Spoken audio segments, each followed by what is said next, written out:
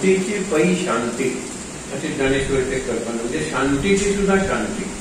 यांच्याकडे बघितल्यानंतर तुम्ही जर पावसला गेलात तर त्यांच्या निर्जळ खोल्या आहेत की जिथे ते उपासनेला बसायचे, तिथे निर्जळीची चित्र आहेत आणि ते चित्र म्हणजे फोटो आहेत. आणि हे फोटो आपल्याला तिथे बघितल्यानंतर शांत वाटतं. तिथे तुम्हाला परसेप्टिबल, ज्याला पीस म्हणतात किंवा सायलन्स, म्हणजे जाणवणारी शांतता. शांततेला एक आवाज असतो, शांततेला एक संगीत असतं. त्याचा अनुभव तिथे. शांतता डल नसते. आपण म्हणतो मंदिरातली शांतता पाहिजे का स्मशानातली शांतता पाहिजे? स्मशानातली शांतता अशी करणारी असते, तर मंदिरातली शांतता ओम अशी करणारी असते. दोन्हीकडे ओंकारच आहे. कारण स्मशान हे शिवाचं स्थान आहे. ज्यावेळेला जळायला लागला त्यावेळेला त्याला सांगितलं बर्फ लावता तो कैलासावर जाऊन राहिला. आपल्या दृष्टीनं काही फरक नाही. जो स्मशानवासी होता तो कैलासवासी झाला. आपल्याला काय फरक पडतं सांगावर? नाही पडत. शंकराला फरक पडला. ते निवास स्थानच असं होतं की जिथे blade of grass does not grow. ते विषय वाढेल म्हणून सांगत नाही. हजारो स्क्वेअर किलोमीटर जमीन तिबेटच्या नावाखाली.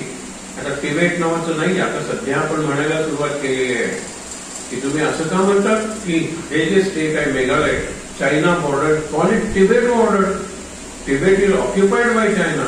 तसं आपण म्हणतो ना पाकिस्तान ऑक्युपाइड काश्मीर, तसं पाकिस्तान ऑक्युपाइड तिबेट. हे मी तुम्हाला का सांगतो? कारण तिबेटन कल्चर आहे जी आज अत्यंत आवश्यक आहे. बुद्धाची संस्कृती आहे. तिथे मोठे मोठे विहार आहेत. तिथे आपल्यापेक्षा उंच अशा देवल्या आहेत. तिथे एक देवली लावली तर ती जणू कायमच जळत असते. अशा वेळेला ल्हासा ही तिबेटची राजधानी आहे. आता सध्या नवीन लामा नेमायची क्रिया चालू आहे. तर लामा म्हणतात आम्ही तिबेटन परंपरेपर्यंत करणार. चायना म्हणते की देयर इज नो तिबेट, आम्ही नाही म्हणणार. आणि चायना म्हणते वी विल अपॉइंट लामा. आणि हे म्हणतात लामा हा जन्मलेला असतो. काही वर्षांपूर्वीपासून त्या लामाला ते ग्रूमअप करतात की हा नवीन लामा आहे. मग काही चमत्कार घडतात वगैरे सगळ्या गोष्टी आहेत. कुठेतरी गूढ असं वातावरण लक्षात ठेवा या बुद्ध धर्माकडे. ते लामा ज्या वेळेला हे करतात, ध्यान करतात, तेव्हा you can see through them. आणि पुढे लिहिलेलं आहे आप्पासाहेब पंत जे ICS होते, ते सुरुवातीला सांगतात मी देवभोळा नाही, मी अंधश्रद्धा नाही, सहज मूर्ख बनवला जाणारा मी नाही. But I could see through those llamas when they वर इन ट्रान्स. एक प्रसंग त्यांनी सांगितलेला आहे की ज्यावेळेला पंडित जवाहरलाल नेहरूंना बुद्ध धर्माचं प्रचंड आकर्षण होतं. ते म्हणायचे मी या जन्मात कुठलाच नाहीये, पण पुढचा जन्म असेल आणि धर्म निवडायचा असेल तर मी बुद्ध धर्म निवडायचा. ठीक आहे. तर त्यांना जायचं होतं त्या ल्हासाला भेट द्यायला. काश्मीरपर्यंत आलेले होते. हेलिकॉप्टरने जायचं. त्यावेळेला हवामान खात्याने सांगितलं बिलकुल जाऊ नका, तर प्रचंड धुकं असणार आहे, बर्फात पाऊस पडणार आहे, बर्फाचं वादळ ज्याला ब्लिझर्ड म्हणतात ते असणार आहे, व्हिजिबिलिटी विल बी झिरो, तुमचं हेलिकॉप्टर उडूच शकणार नाही. त्यांना वाईट वाटलं. त्यांनी दिल्लीला जाण्याची तयारी केली. इतक्या नेहरूंबद्दल त्यावेळेला जगातील सगळ्यांना आदर होता. हे वॉज मिस्टर वन वर्ल्ड. नंतर काही फसलं हा भाग निराळा.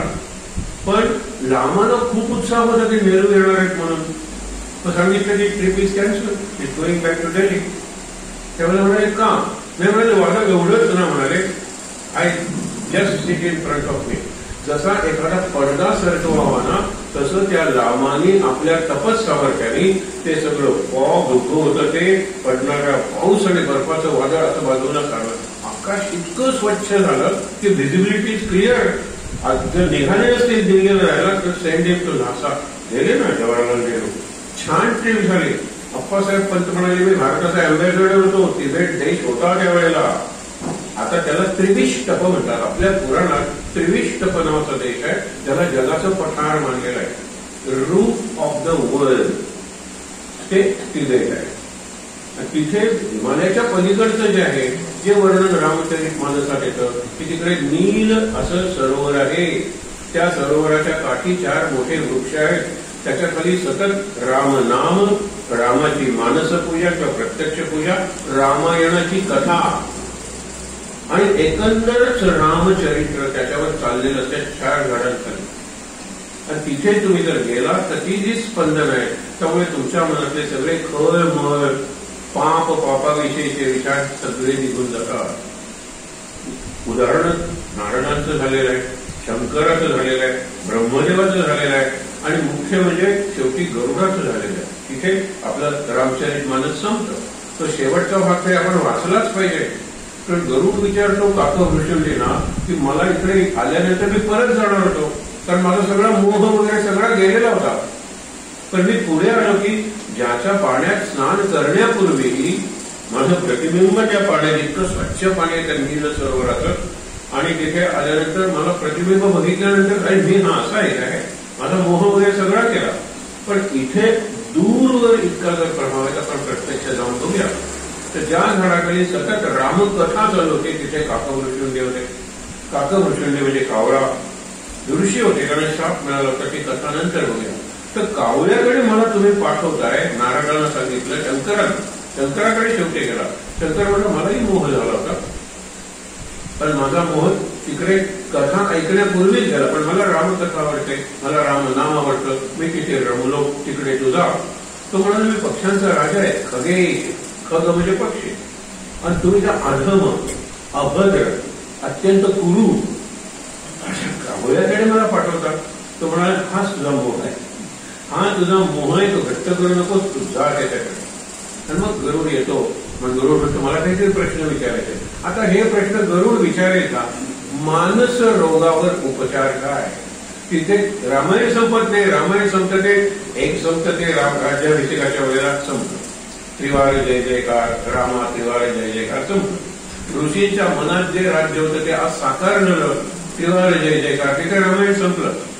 नंतरचं उत्तरकांड आहे, त्या उत्तरकांडाच्या गोष्टी आहेत. पण काकभृषुंडी गरुड आणि गरुड प्रश्न विचारते मानस रोगाबद्दल. तिथे मानस रोग म्हणजे मनाचा रोग, म्हणजे मनाचा ताप, मनाचं निर्णय दुखणं. म्हणजे तुम्हाला तो दात दुखतो पण मनाचा म्हणून एक दात असतो. डोळे दुखतात पण मनाचे म्हणून एक डोळे असतात. आणि त्या डोळ्यांवर ट्रीटमेंट केली की हे डोळे असून नसल्यासारखे असतात. सूरदास वगैरे आंधळा होता, त्याला नेहमी तिथे कृष्ण बसलेला जाणवायचं ना. अशा कितीतरी कथा आहेत. आपल्याला तो अनुभव नाही आहे. आपण इंद्रियांच्या पलीकडे सुद्धा फार बघू शकत नाही. तर अतिइंद्रिय काय पाहणार आहोत सांगा बरं. त्याला ESP म्हणतात, एक्स्ट्रा सेन्सरी परसेप्शन. म्हणजे दूरवरचं तुमचे डोळे दिसतात त्याच्याही पलीकडचं दिसतं, इतकं काय त्याच्याही पलीकडचं दिसतं. मग ते पलीकडचं दिसताना आज जिथे संपेल मला उद्याचं सुद्धा दिसतं. त्याला दिव्य दृष्टी म्हणलेलं आहे. की दिव्य दृष्टी ही मनाच्या डोळ्यांची दृष्टी आहे. दिव्य श्रुती आहे, मनाच्या कानांची श्रुती आहे. म्हणून मनाचे कान करू नये का? मनातून कानात करावं तर दुसऱ्या कानातून बाहेर पडू शकेल. पण मनाचंही कान करा आणि त्यांनी ऐका, म्हणजे मनात इतकं ते घट्ट बसेल तुमच्या, ते तुमच्या जीवनाचा भाग बनत जाईल. ज्ञानेश्वर परत सांगतात त्या मानस रोग हा आत्ताचा विषय नाहीये, पण इथून पुढे आपण मानस रुग्ण आहोत हे लक्षात ठेवा. मी इथून पुढे म्हणतो म्हणजे गेल्या 25 वर्षापासून, 25 का 30 वर्षापूर्वी एक अत्यंत चांगले डॉक्टर आहेत जगातले, आणि त्यांनी भारतात अक्षरशः नागपूरच्या शेजारी जे आदिवासी लोक राहतात तिथे त्यांनी दोघांनी पती पत्नीने स्वतःला वाहून घेतलेलं आहे. अभय बंग आणि राणी बंग. त्या अभय बंगना वयाच्या 42व्या वर्षी हार्ट अटॅक येतो. इतका मॅसिव्ह हार्ट अटॅक, तिथे मरणारच होते. आणि ते विचार करायला लागले की मी बारीक आहे, माझं मन कायम स्वच्छ असतं, मला पाहिजे असलेलं सगळं मला मिळालेलं आहे, आणि माझी पत्नी माझ्यापेक्षा हुशार आहे. आम्ही दोघं अमेरिकेत राहिलो असतो तर अमेरिकेतले प्रसिद्ध डॉक्टर होऊन कोटी डॉलर्स मिळवले असते आम्ही, पण आम्हाला भारताचे हात ऐकू येतो. आणि त्यांनी जे पुस्तक लिहिलेलं आहे माझा साक्षात्कारी रोग, मुद्दामून वाचत कादंबरीसारखं वाचता येतं. आणि त्याच्या शेवटी डीन ऑर्निश म्हणून जे आहे की रिव्हर्सिंग युअर हार्ट डिसीज म्हणून अर्ध पुस्तक ते आहे.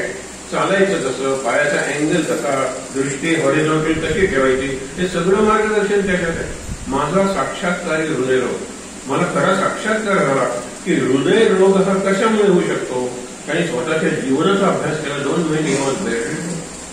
त्याच्यानंतर माझ्या वडिलांच्या हॅबिट्स काय होत्या, माझ्या आजोबांच्या हॅबिट्स काय होत्या, आजोबांचे गुण येतात, म्हणजे आजोबांचे जीन्स, आजोबांचा DNA, आजोबांच्या काहीतरी कॅरेक्टरिस्टिक्स येत असतील. माझे आजोबा वाटीनं तूप पित होते, कदाचित त्या तुपाचा प्रभाव कुठेतरी तो अभ्यास करताय, स्वतःचा अभ्यास करताय, त्याला स्वाध्याय म्हणतात. आणि त्यातून त्यांनी जे दिलंय की कसं जगायला पाहिजे.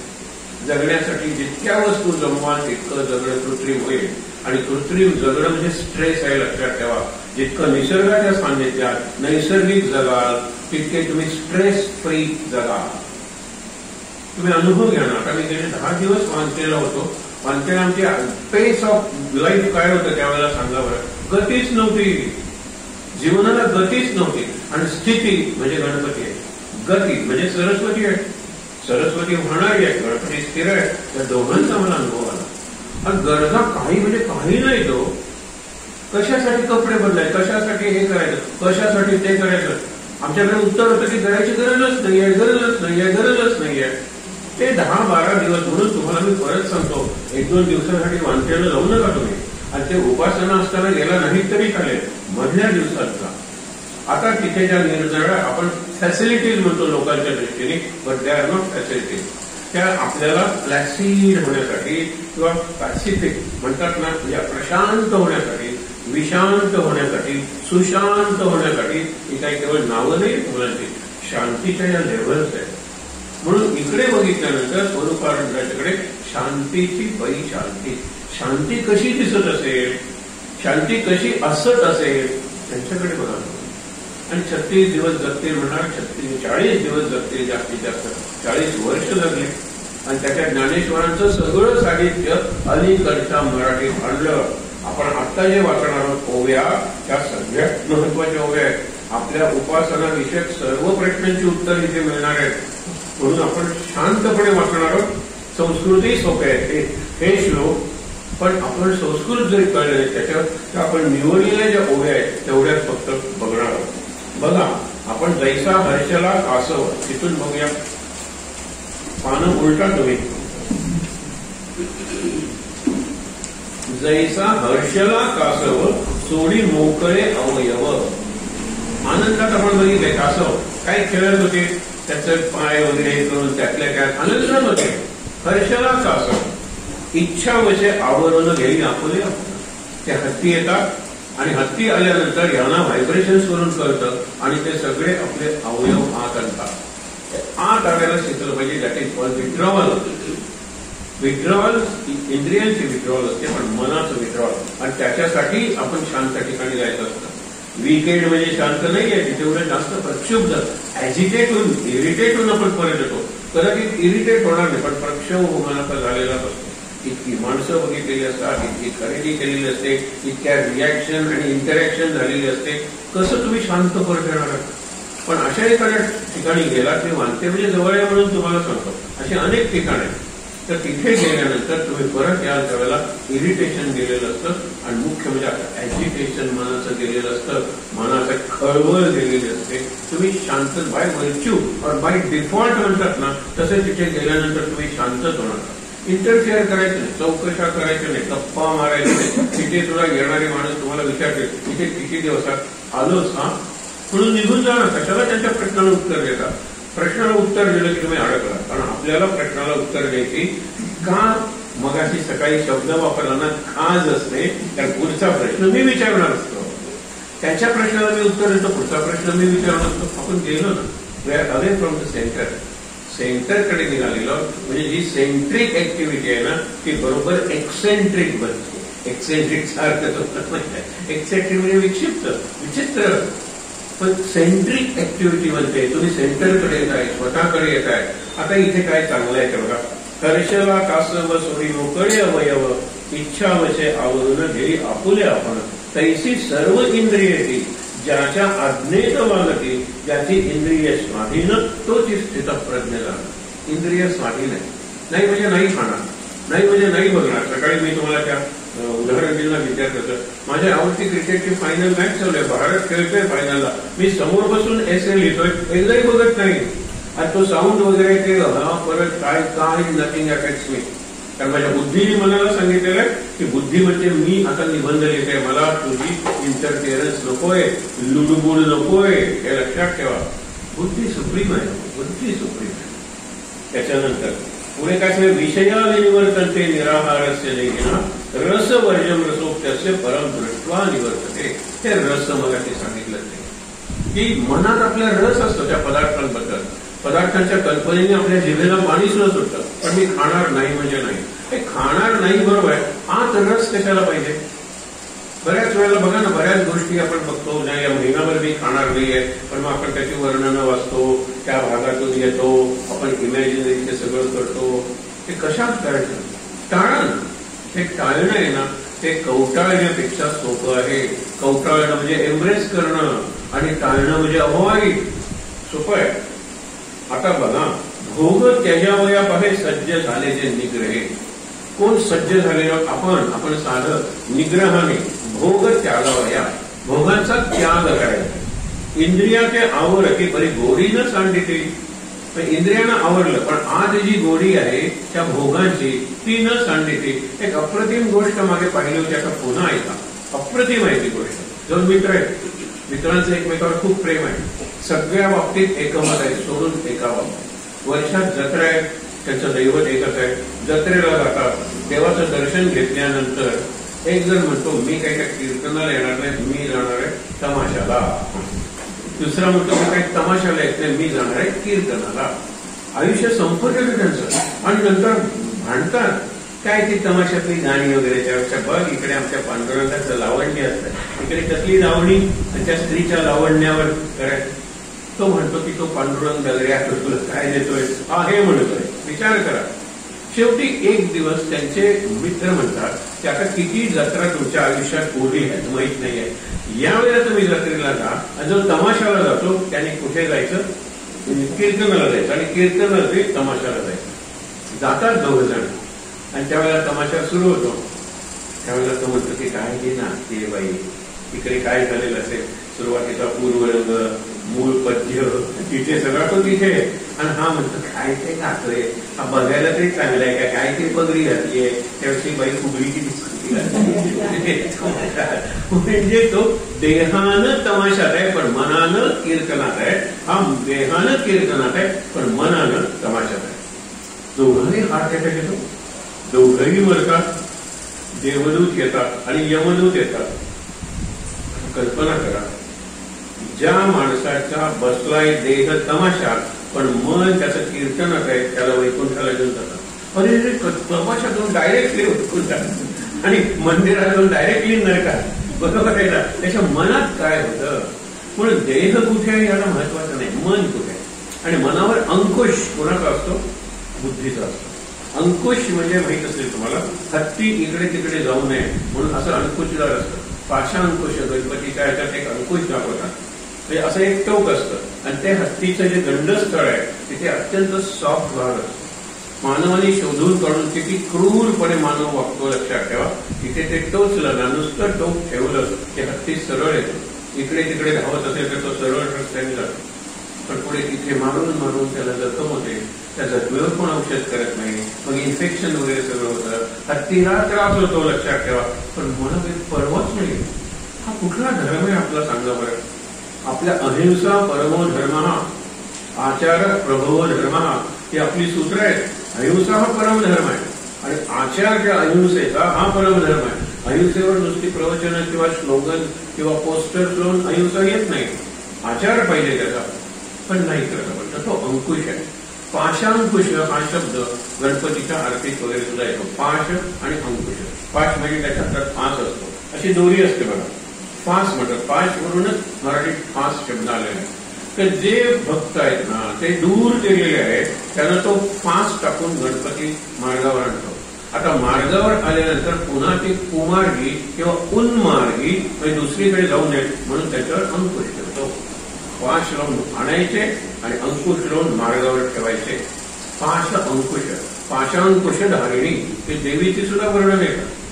तर हे काम आहे ना, अंकुश बुद्धीचा असला पाहिजे. आणि बुद्धी शार्प म्हणतात ना, तो अंकुशाचा टोक सुद्धा शार्प असतो. ते तिथे परत परत लावल्यामुळे तिथे जखम होते. त्यामुळे तो हत्ती हे करतो. आता हत्ती सारखा एवढा मोठा प्राणी, ऐरावत रत्न चोर तया अंकुशाचा मार, लहानपण देता देवा मुंगी साखरेचा रवा. किती उदाहरणं दिलेली आहेत तिथे. ऐरावत हत्ती केवढा मोठा आहे पण त्याचे अंकुश असा मार्ग. महापुरे झाडे जाती परी लवाळे टिकती. लवाळे म्हणजे गवत. महापूर आलं की झाडाच्या झाडं मोठे वृक्ष उन्मळून पडतात आणि वाहून जातात, पण गवत असतं ते ओलवतं आणि त्याच्यावरून काय जातं, पाणी जातं. परत पाणी गेल्यानंतर ते उभं राहतं. ते कुठे वाहून गेलेलं आहे? ते लव्हाळवरून लव हा शब्द आलेला आहे असं मला नेहमी वाटतं. की लव आणि कुश. कुश म्हणजे अग्र, पॉइंटेड आहे, बुद्धी तशी पाहिजे आणि मन लवासारखं पाहिजे. म्हणून लवांकुश असा हलवी पारणा मनी वाल्मिकी मुनी दैवताने लेखुनी. वाल्मिकी बिचारा सगळं सोडलं, ते राम म्हणलं, हे सगळं झालं तरी सुद्धा लवांकुशाचा पाळणा हलवावा लागतोय दैवताने लेखून. आपल्या दैवात काय लिहिलेलं आहे, पुढच्या क्षणी काय लिहिलेलं आहे ते माहित नाही आपल्याला, पण काही घडलं तरी मी काय, महाराज म्हणतात त्यालाच परमार्थ म्हणायचं. कोणतीही परिस्थिती आली तरी चालेल. आज राजवैभव आहे तर उद्या झोळी आहे. उदाहरण आज आपण रंगनाथ स्वामींची गोष्ट सांगितलेली आहे. आजचं जे स्वगत आहे तुमच्यापैकी अनेकांना वाचनात आलं असेल कदाचित. सकाळी लवकर पाठवलं म्हणजे येणार आहे मुद्दा बघा. त्याच्यात रंगनाथ स्वामी जे आहेत ते राजयोगी आहेत.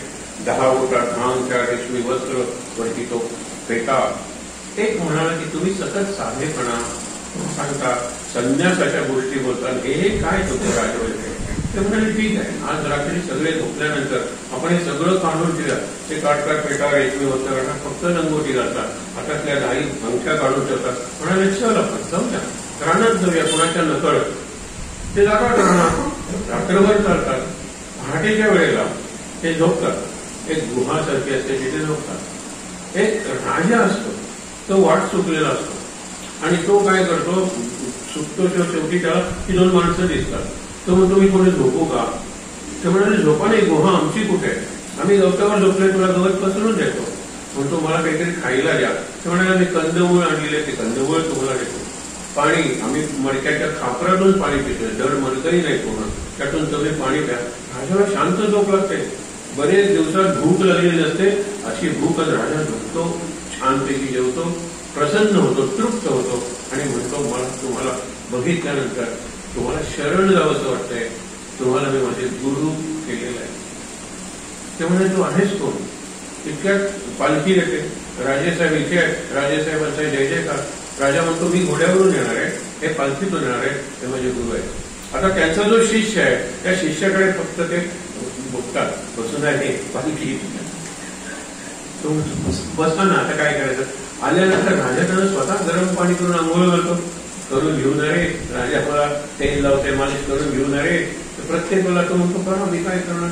ते झाल्यानंतर राजा त्याला नखशिखांतर रेशमी वस्त्र घालतो, वरती सुंदर पाकोट घालतो आणि स्वतः त्याच्या 10 बोटा 10 घालतो. पण तो घालून घेऊन आहे करा. आणि शेवटी त्यांनी सांगितलं की आजच्या याचा शेवट आहे. आजच्या लेखाचा त्यांनी काय सांगितलेलं आहे, माझ्या बोटात अंगठ्या आहेत पण अंगठीत माझी बोटं नाहीये. लक्षात घ्या, बोटात अंगठ्या घालू देत ना लोकांना. त्रेताला नाही का घरात सजवतात काही ठिकाणी, पण ते माझं बोट त्या अंगठीत नाहीये, अंगठीची मला परवाच नाही. म्हणून शेवटी ते म्हणतात की पाण्यात नाव असली पाहिजे, नावेत पाणी नको. संसारात आपण असलं पाहिजे, आपल्या संसार नको. आणि असं म्हणतात की it is very easy to take the child out of village, but it's very difficult to take village out of the child. मुलाला तो जाताना हॉस्टेलला जातो, 11वीला गेला ना शहर सोडून, पण विलेज आता कोंबडा किती होतो हे काय आजार, आम्ही कोंबड्याने उठतो, आम्ही हे करतो. विलेज त्याच्या मनाच्या बाहेर काढणं खूप अवघड आहे. त्याला विलेजच्या बाहेर नेणं सोपं आहे. आपण आता करूया संसार बाहेर काढूया आपल्या मनातला. आणि त्यासाठी या टिप्स लक्षात घ्या. भोग त्याच्या वया पाहे सज्ज झाले जे निग्रहे, इंद्रियाचे आवरती परी गोडी न सांगितली. गोडी सांडून तुम्ही जर भोग भोगलेत ना काही हरकत नाहीये, गोडी सांडून. मग ते म्हणतात नाम घेत जेवला, मग नाम घेत तुम्ही मांसाहार केलात तरी काय बिघडलं, तुम्ही उपवासी आहात. नाम घेता ग्रासोग्रासी तुकाराम म्हणतात, ते नाम घेता शिवराज किंवा शाकाहारी ग्रास म्हणलेले नाहीये. काही खा तुम्ही, नाम घेत का ज्याचं नाम घेतात त्याच्याकडे पोचतं.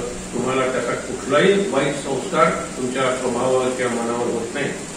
तया साधका घेरीती तेची भोग नाना रीती, जेवी वृक्षाची पालवी वरी वरीच तुटावी आणि मुली द्यावी जड, तरी कैसा तो मरेल की तो जळाच्या आधारे जैसा अधिक विस्तारे तैसे गोडीच्या प्रभावे भोग वाढती स्वभावे देह भावते नासती भोग इंद्रिये विसरती सोहम भावाचा प्रत्यय येता ऐसी स्थिती होय. सोहम भावाचा प्रत्यय म्हणजे अनुभव आला की काय होतं, देह भावते नासती, देहबुद्धी नष्ट होते, भोग इंद्रिय भोग विसरती, इंद्रिय भोग विसरतात. हा काय जेवायचंय बसताना जेवूया, ते तुम्हाला भूक वगैरे लागलेली आहे ठीक आहे ना, तुम्ही जेवता आपण जेवूया, इतकं सहज होऊन जातं. इंद्रिय भोगानं विसरतात, मन आपोआप आवरलं जातं. आणि त्याच्यासाठी निग्रह पाहिजे. निग्रह हा बुद्धीचा विषय, निर्णय हा बुद्धीचा विषय, निश्चय हा बुद्धीचा विषय, निर्धार बुद्धीचा विषय, निग्रह बुद्धीचा विषय. म्हणून अनुग्रह हा कृपा, बुद्धी, भावना या सगळ्यांचा विषय. अनुग्रह इज नॉट अ रिच्युअल. घेतला अनुग्रह, चला आता एक माळ जप केली की संपलं, नको तसं करायला. सगळं आहे त्याच्यात. त्याच्यात भाव आहे, त्याच्यात विचार आहे, त्याच्यात कृती आहे, त्याच्यात निर्णय प्रकारचं एकचित्तीकरण, एकाग्र मन म्हणजे ध्यान आहे. हे सगळे योग या निग्रहात येऊन जातात. पण फक्त बुद्धी पाहिजे. कालच आपण व्यवसायात्मिका निश्चयात्मिका बुद्धी, बुद्धीची व्याख्याच केलेली आहे. जे निश्चित निर्णय घेते त्याला बुद्धी म्हणायचं. मन कायम चंचल, असं करू का तसं करू, करू का नको करू, या हेलकावे, हेलकावणारं मन आहे. म्हणून मन शांत करायचं असतं. बुद्धी काय जाते या टोकाला त्या टोकाला, कधी उरते कधी बुरते, कधी खूप उदार असते तर कधी अत्यंत कंजूस. त्यामुळे काय, बुद्धीला तुम्ही स्थिर करा. स्थिर बुद्धी आणि शांत मन. आणि चित्ताकडे गेला तर शुद्ध चित्त. हे शब्द लक्षात ठेवा की मला शक्यतो माझं मन शांत ठेवलं पाहिजे, मला शक्यतो माझी बुद्धी स्थिर केली पाहिजे, आणि मला शक्यतो माझं चित्त म्हणजे बुद्धीच्या पलीकडे चिंतनाचा जो भाग आहे. पहिलं मन मनन, बुद्धी निर्णयन आणि चित्त चिंतन. चिंतन केलं की ते माझ्या जीवनात अंगवळणी पडलं. चिंतनाचा भागच आपण काढून टाकलेला आहे. कारण वाचन, मनन, चिंतन, ध्यान ही सर्व ओळी नाही, वाचनच आपण बंद केलेलं आहे. तरी आपण वाचतो, आपण पारायण करतो, हे वाचतात, ही खूप चांगली गोष्ट आहे. अर्थ कळला नाही तरी ठरलेलं, वाचा तुम्ही. वाचनाची जी स्पंदनं आजूबाजूला असतात त्याला वाल्याचं वारुळ म्हणलेलं आहे. वाल्याला कुठे कळलं की नामाचं वारुळ माझ्या मोठी जमलेलं आहे, आणि ते वारुळ माझं रक्षण करणार आहे, आणि त्यातून माझ्यातून रामायणाची रचना होणार आहे. त्याला काही माहित नव्हतं. नारदाने सांगितलं बस, मी बसतो. नारदाने सांगितलं मरा मरा मरा म्हण, त्यातून राम राम निर्माण होईल. मी मरा मरा म्हणायला लागलो, राम राम झालं, आणि साक्षात रामाचं चरित्र लिहिण्याचं कार्य माझ्याकडून घडलं. बघा, पण त्याने बसलं म्हणजे बसलाच. आपल्याला एवढं जमणार आहे का, जमणार नाही. पण मी 5 मिनिटाची उपासना करणार, तर 5 मिनिटं एक्सक्लुझिव्ह देवाला द्यायला काय, 5 मिनिटात मी कोणालाही नाही. खरं सांगतो, मोबाईल बंद करा तुम्ही. मोबाईल बंद करायला आपलं धाडसच होत नाही. आपण सायलेंट मोडवर ठेवतो, व्हायब्रेशन मोडवर ठेवतो. एवढं काय महत्वाचं आहे त्या मोबाईलमध्ये. मोबाईलचा ऑक्टोपसी विळखाय बाजूला काढा. ऑक्टोपसी म्हणजे एक हात त्याचा बाजूला करायचा, दुसऱ्याने करतो. 8 हात असतात त्याला. ऑक्टो म्हणजे 8, अष्टपाद, पाद म्हणजे पाय, इकडचा पाय आला तिकडचा, त्याच्या वेळातून सुटणं अगदी कठीण. मोबाईल हा ऑक्टोपस आहे. आणि तुम्ही माझ्या खिशात ठेवतो, हातात ठेवतो, उशाची ठेवतो. केवढी स्लेव्हरी आहे की लक्षात ठेवा. आज जर मला कळलं ना तर मी खरंच एक दिवस मोबाईल मौन आणि अनाउन्स की या दिवशी मला करू नका. त्यातल्या त्यात महत्वाचं असेल तर मेसेज करा. तो मला महत्वाचा वाटला तर मी त्याला उत्तर देईन. 2-2 तासाचे स्लॉट्स का नाही करत. सकाळी 4 ते 6 कोणीच नसतं, त्यावेळेला मोबाईल ऑन ऑफ करायची गरजच नाही, ऑफ करून टाका. 6 ते 8 हा पहिला स्लॉट. त्यावेळेला सुद्धा मी घेणार नाही. 8 ते 10 मी घेईन, मोबाईल फोन घेईन. कारण त्यावेळेला काय असतात की निरनिराळे हे करत असतात. त्याला सांगा त्याच्याबद्दलच बोलतोय. लहान मुलाला माहित आहे, त्याला कळायचं की आपल्याबद्दल बोलत आहे. काही हरकत नाही, मला त्याचा त्रास होत नाही. तर गंमत बघा की 8 ते 10 करूच तुम्हाला 8 ते 10 ऍक्सेप्ट मोबाईल उत्तर द्या. 10 ते 12 माझा मोबाईल बंद. त्याच्यात तुम्ही ऑफिसात पोहोचलेला, तुम्ही शाळेत पोहोचलेला, 2 तास तुम्ही तुमचं काम करा, मला माझं काम करा. 10 ते 12 मोबाईल घ्यायचे, सायलेंटवर ठेवा. आलेले महत्वाचे आहेत त्यांना उत्तर द्या. 12 ते 2, कारण 12 ते 2 तुमचं लंच टाइम आहे. त्यावेळेला मी बोलेन तुमच्याशी. पण 2 ते 4 माझा विश्रांतीचा वेळ आहे, आणि तुम्ही ऑफिसमध्ये वगैरे काम करत आहात. 2 ते 4, 4 ते 7 परतीच्या प्रवासात आपण बोलूया. 6 ते 8 म्हणजे संध्याकाळच्या प्रार्थनेची उपासनेची वेळ नाहीये. 8 ते 10 तुम्ही जेवणार असाल त्यावेळेला बोलूया. हे स्लॉट्स करा तुम्ही, म्हणजे तुम्हाला लक्षात येईल. तुम्ही जर 20 तास उदाहरणार्थ नसलं जागे असताना तर 10 तास मोबाईल वापरता आणि 10 तास नाही वापरत नाही. आणि एक तुम्हाला सांगतो, तुम्ही मोबाईल करू नका कोणाला. गंमत बघा, तुम्हाला कोणीही करत मी अनुभवावरून सांगतो. मला तर अनेकांचे कॉन्टॅक्ट आहेत, अनेकांना बोलायला नाही. तुम्ही करता आणि सकाळचा पुन्हा शब्द वापरतो बाबा वैद्यांची आम्हाला खास असते. वी इच त्या टीचिंग बंद केलं पाहिजे. टीचिंग खरंच बंद केलं पाहिजे. पुढे बघूया ना आपण तसे सोडून. आता यततो ह्यपि कौंतेय पुरुषस्य विपश्चिरा इंद्रियाणि प्रमाथैः करन्ति प्रथमं मना. प्रमाथी इंद्रिय, फार सुंदर एक्सप्रेशन. प्रमाथी म्हणजे उसळून वर येणारे, आवरत नाही. फार सुंदर गोष्टी आहेत. 2 चित्रपटामध्ये आम्रपाली आणि चित्रलेखा. माझ्या एका मित्राने म्हटलं, तुला आवडले का हे चित्र? मला कायम चालूच वाटून पहिल्या मुलीचं नाव आम्रपाली आणि दुसरीचं चित्रलेखा ठेवलं. धन्यवाद. What is the message of the movie? एक राजपुत्र आहे विजूगुप्त नावाचा, दुसरे कुमार आहे. त्याचं कुमार असं काही ते संन्यासी आहे. आणि एक दिवस ते येतात, एकीच वैजयंतीवाल्या, दुसरीकडे मीना कुमारी. प्रतिम गाणी, अप्रतिम. मुद्दामून ऐका, आम्रपाली चित्रलेखा कारण सगळी गाणी तुम्हाला ऐकायला मिळते. क्लासिकल बेस्ट आहे. दोन्ही नर्तिका आहे. आणि नर्तिका म्हणजे नृत्य करायचं आणि इतरांना प्रसन्न करायचं. आणि तो राजपुत्राची रात्री वगैरे सगळ्या प्रकारची सेवा करायची. तो कुमारी गुप्त जो आहे तो येतो, म्हणतो काय तुझं जीवन, काय तुझं जीवन. राजपुत्राला म्हणतो त्या कुमारी जो गुप्त आहे त्याच्या तेजामुळे लक्षात घ्या की ह्या मला खरंच किती उपभोग घेतो नाही, मला तुमच्याबरोबर यायचंय. ती म्हणाली मी किती नाचते, दारू पिते वगैरे सगळं देहाच्या पातळीवर आहे. तुम्ही किती आनंदात आहात. तुम्ही देहाला आणि भोगानं जिंकलेलं आहे. इंद्रिय तुम्ही स्वामी आहात इंद्रियांचे. आम्ही तुमच्याबरोबर येतो. ते त्याच्या आश्रमात जातात. हा इतका निसंग व्हायला लागतो, संन्यासाकडे झुकतो. आणि ती तर एखादी योगिनी असावी तशी होते. आणि पुढे तिच्या आकर्षणामुळे कुमारी जो विड्रॉ करत नाही, असं म्हणत नाही, हे लक्षात ठेवा. आणि त्याचं पतन होतं. आणि शेवटी त्याला एवढी आत्ता मला की ते सांगतात योगी, हे सुंदर गाणं आहे की तूच मला शिकवलंस ना की इंद्रियाचे भोग हे तात्कालिक असतात आणि स्त्री आणि पुरुष याच्या एकांताचं सुख म्हणजे क्लायमॅक्स असतो आणि क्लायमॅक्सच्या सर्व बाजूने उतारच असतो. किती क्षण टिकतो तो, हे तू मला शिकवलंस ना. मग आता का तू परत त्याच याच्याकडे, मी तुझी दासी आहे, तुला ते पाहिजे असेल तर मी द्यायला तयार आहे, पण मी या सगळ्याच्या पलीकडे गेलेलो आहे. अशा वेळेला तो म्हणतो मी स्नान करून येतो, मला तुझ्याबरोबर एकांत पाहिजे. माझी इंद्रिय प्रमाणाची उसळून वरती येत आहे. मी मरेन जर मी तुझ्या सर्व बोध घेतला नाही तर.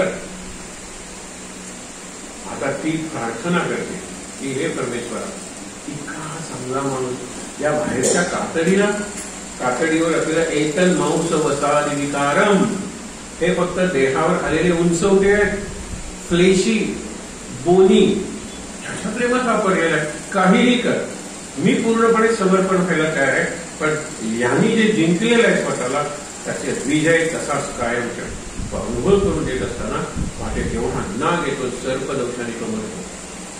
महिन्यानंतर ती म्हणते की परमेश्वरा ऐकलं, त्या शेवटी हा ध्येय आहे, त्याचं पतन होत होतं. इतक्या वरच्या उंचीवरून पतन होणं हे वाईट आहे. म्हणून मी प्रार्थना केली होती. हे काय सांगितलं, विड्रॉ करायला शिकला होता, मग परत डिपॉझिट कशाला करतो. Withdrawal is withdrawal. इथे लक्षात घ्या, इथे त्यांनी काय सांगितलेलं, इंद्रियाचे आवरण वागती जे रात्रंदिनं यम नियमांचे कुंपण तयाभोवती घालणं. थोडेतरी नियम पाहिजे उपासनेचा. हल्ली लोकांचं इतकं सुंदर वेळापत्रक असतं, पण वेळापत्रक देहाचं वेळापत्रक असतं. या वेळेला उठणार, रविवारी सकाळी 8 पूर्वी मला फोन करू नकोस ना, मला तुझी जवळची मंडळी सांगतात. पण रविवारीच ड्रॉप करूया की आपण, कशाला 8चं बंधन पाहिजे. रविवारी करायचाच नाही फोन, ही कामं सोपी होतात. त्यांना रविवार म्हणजे उशिरा उठायचा दिवस, ही व्याख्याच केलेली आहे. म्हणून त्यांचं वेळापत्रक इतकं रिगरस आणि परफेक्ट असतं. बट बॉडी सेंटर, मध्यवर्ती केंद्र शरीर आहे, मन काय, मनासाठी काही नाही त्याच्याकडे.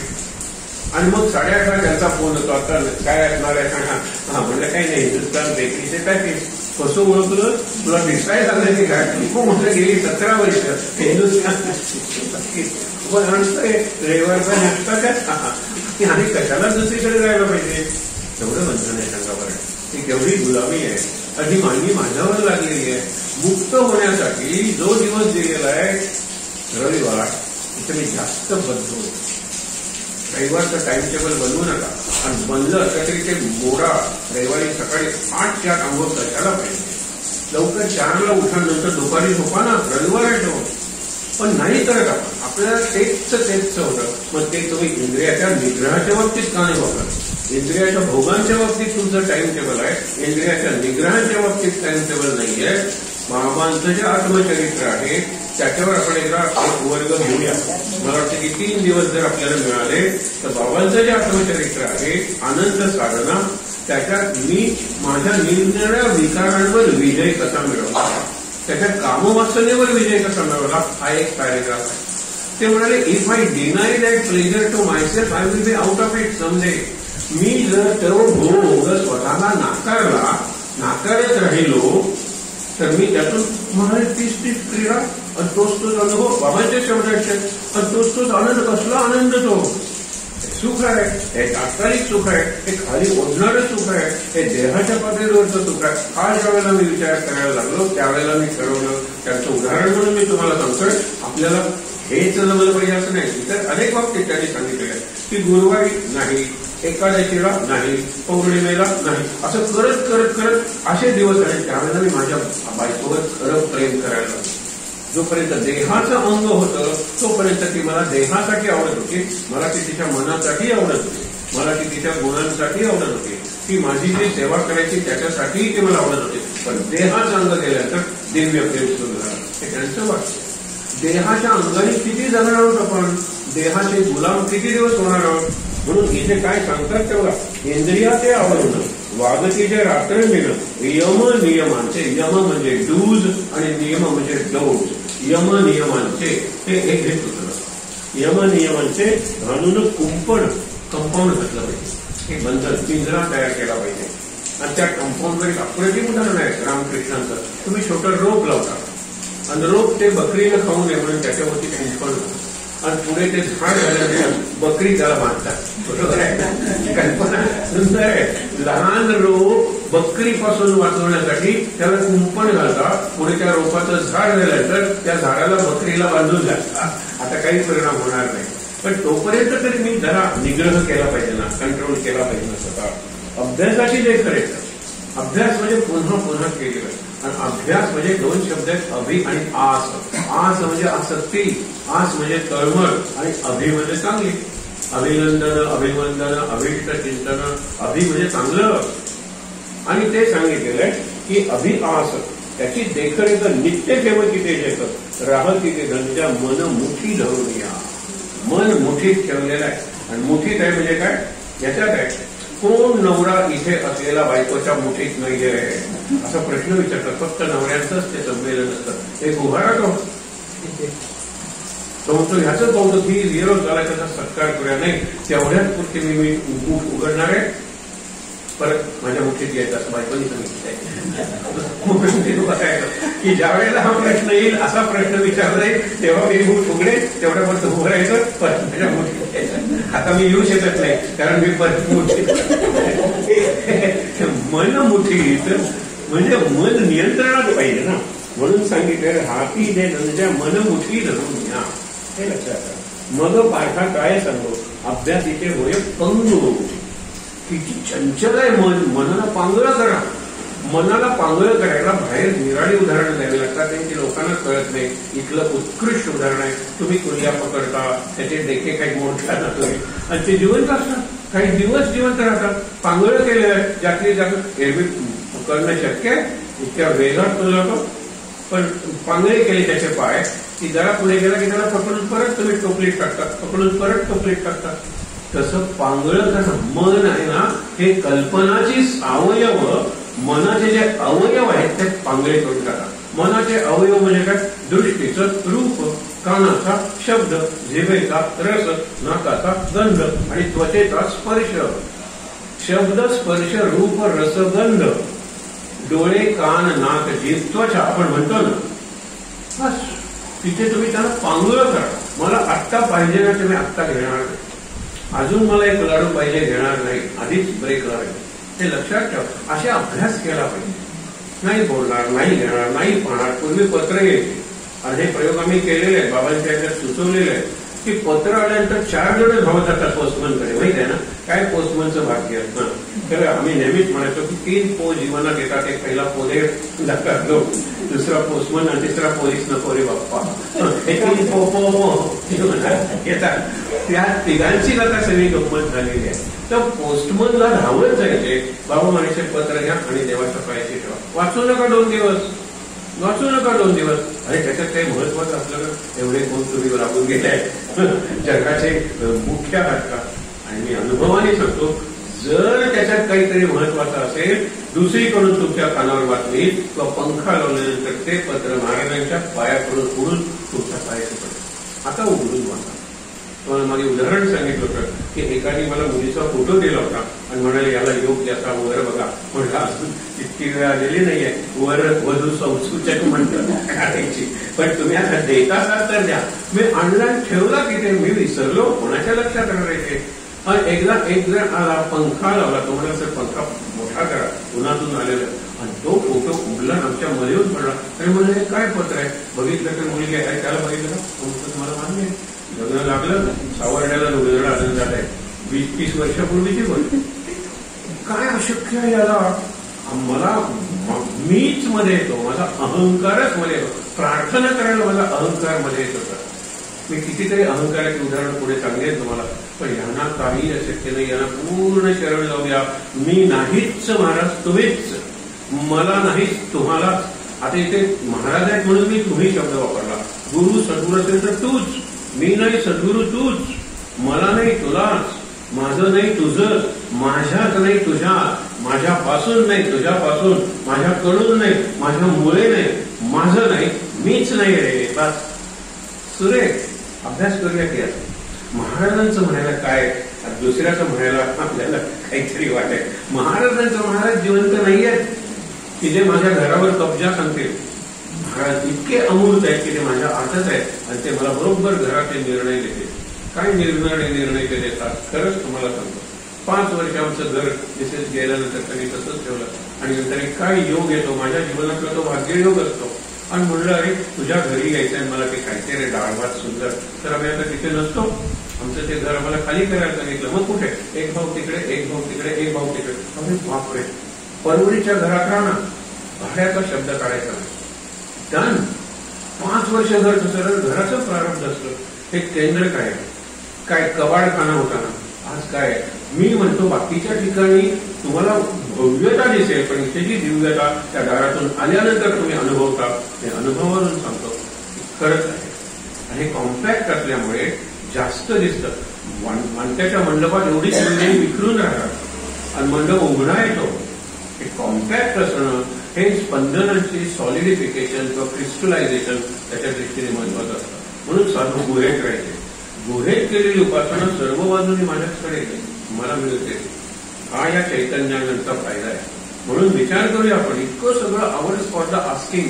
तुम्ही फक्त विचारा माणसाला कसं जायचं, जा ना, काही नाही जाता. आम्ही म्हणतो जड मनाने या, हलक्या मनाने परत जा. पण जड आणि हलकं पूर्णपणे तुमच्यावर अवलंबून आहे. इथे यंत्रणा आहे या, इथे तुमची सगळी सेवा केली जाईल या, पण मन हलकं तुम्हालाच करायचं. त्यासाठी सगळं वातावरण उपलब्ध आहे. युअर्स फॉर द आस्किंग इंग्लिशमध्ये म्हणतात ते. बाकी काही ना, फक्त विचारा कुठे. युअर्स फॉर द आस्किंग चैतन्यावर. आपण लोकल आहोत, एरवी सुद्धा यायला हरकत नाही. मग 8 दिवस मी या वेळेला येऊन इथे हे वाचन करेन. You are most welcome. एक आला की दुसरा येईल.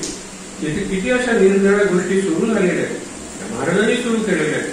कारण का की व्यक्तीच्या माध्यमातून एखादी एवढी गोष्ट होणार नाही. तुम्ही माझ्याजवळून सांगतो की शाळा झाली, गोष्टी पण ऐकून टीमवर, आणि मी त्या टीमच्या अगदी बाहेरच होतो. खरंच इथे मी केंद्र झालं, ते केंद्र झालं, तिकडे ते केंद्र झालं, मी निमित्त मात्र सुद्धा नाही आहे. ही माझी भूमिका असली पाहिजे की तेव्हा जेव्हा मी पूर्णपणे सद्गुरूंना शरण गेलेलो असतो. तेच करतात, तेच बोलतात, तेच जगतात, तेच श्वास घेतात. माझ्या आत बसून तेच श्वास घेतात. मी कशाला जाऊ, त्यांना थांबवायचं, त्यावेळेला थांबवतील श्वास. असा तयारी केली पाहिजे अशी. पुढे बघा काय सांगितलेलं आहे, अभ्यासाची देखरेख नित्य ठेवती जे लेख. हे अभ्यास म्हणजे स्वाध्याय ना, स्वाध्याय म्हणजे स्वतः अध्याय. माझ्यासाठी मी केलेला अभ्यास त्याला स्वाध्याय म्हटलेला आहे.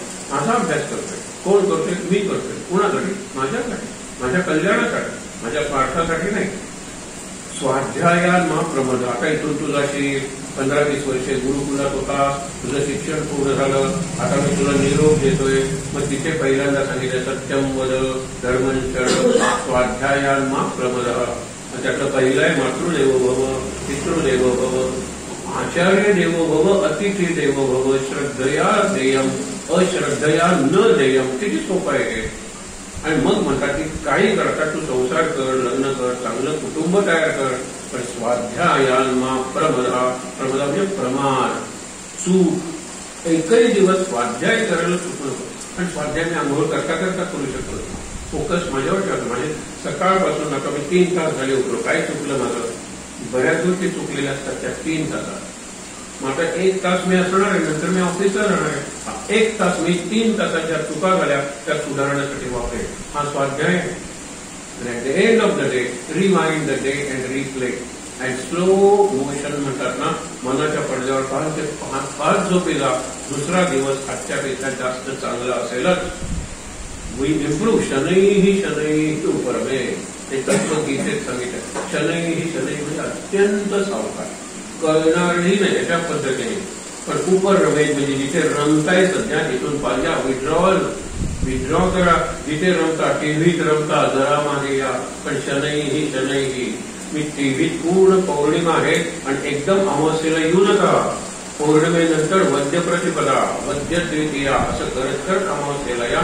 तुम्हालाही कळणार नाही की मी या दुर्गुणातून बाहेर निघालेलो आहे. हा दोष माझा, हे जे माझं ऍडिक्शन होतं त्या ऍडिक्शन मधून मी बाहेर आले. शनैही शनैः उपरमे. पुढे बघूया. राळतीचे धनंजय मन मुक्ती जोगया, मग पाठा काय सांगू अभ्यासीचे होय पंगू.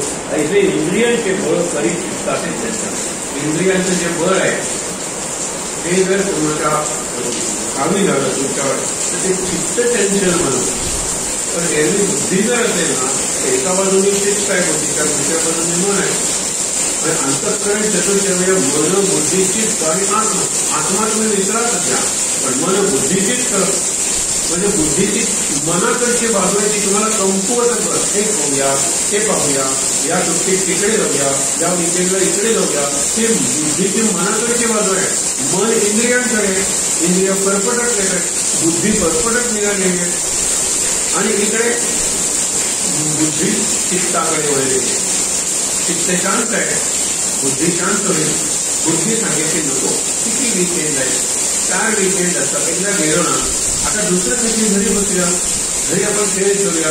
तीच बुद्धी तुम्हाला म्हणून म्हणतो, जी बुद्धी चिखल निर्माण करते तीच बुद्धी त्या चिखलात कमल निर्माण करते. लक्षात ठेवा. मोहकलीन सकाळी आपण बघितलं की मोहाचा जो चिखल आहे निर्मोह, त्यातून कमल बाहेर आलं पाहिजे. शेवटी तो बीजगुप्त म्हणून राजकुमार आहे, त्याच्यात समजून प्रतिम गाणं आहे. मन रे काय ना धीर रे, तू का नाही धीर धरत? आणि रूप काय आहे, रंग काय आहे, ते धरती काय आहे. धरती दुपारपर्यंत वाढत जाते, नंतर कमी होत जाते, शेवटी टिकणारं काय आहे? तो बीजगुप्त समजून तो कुमारगुप्त जो आहे ना, तो हे आहे, तो चंचल होतो. त्याचे चित्त सांगितलं काही चित्तात एक चंचल. म्हणून निर्णय घेणे पाहिजे. तानी सर्वाणी संयम्य, ती जी इंद्रिय आहे, तानी सर्वाणी संयम्य युक्त आसीत मत्परा.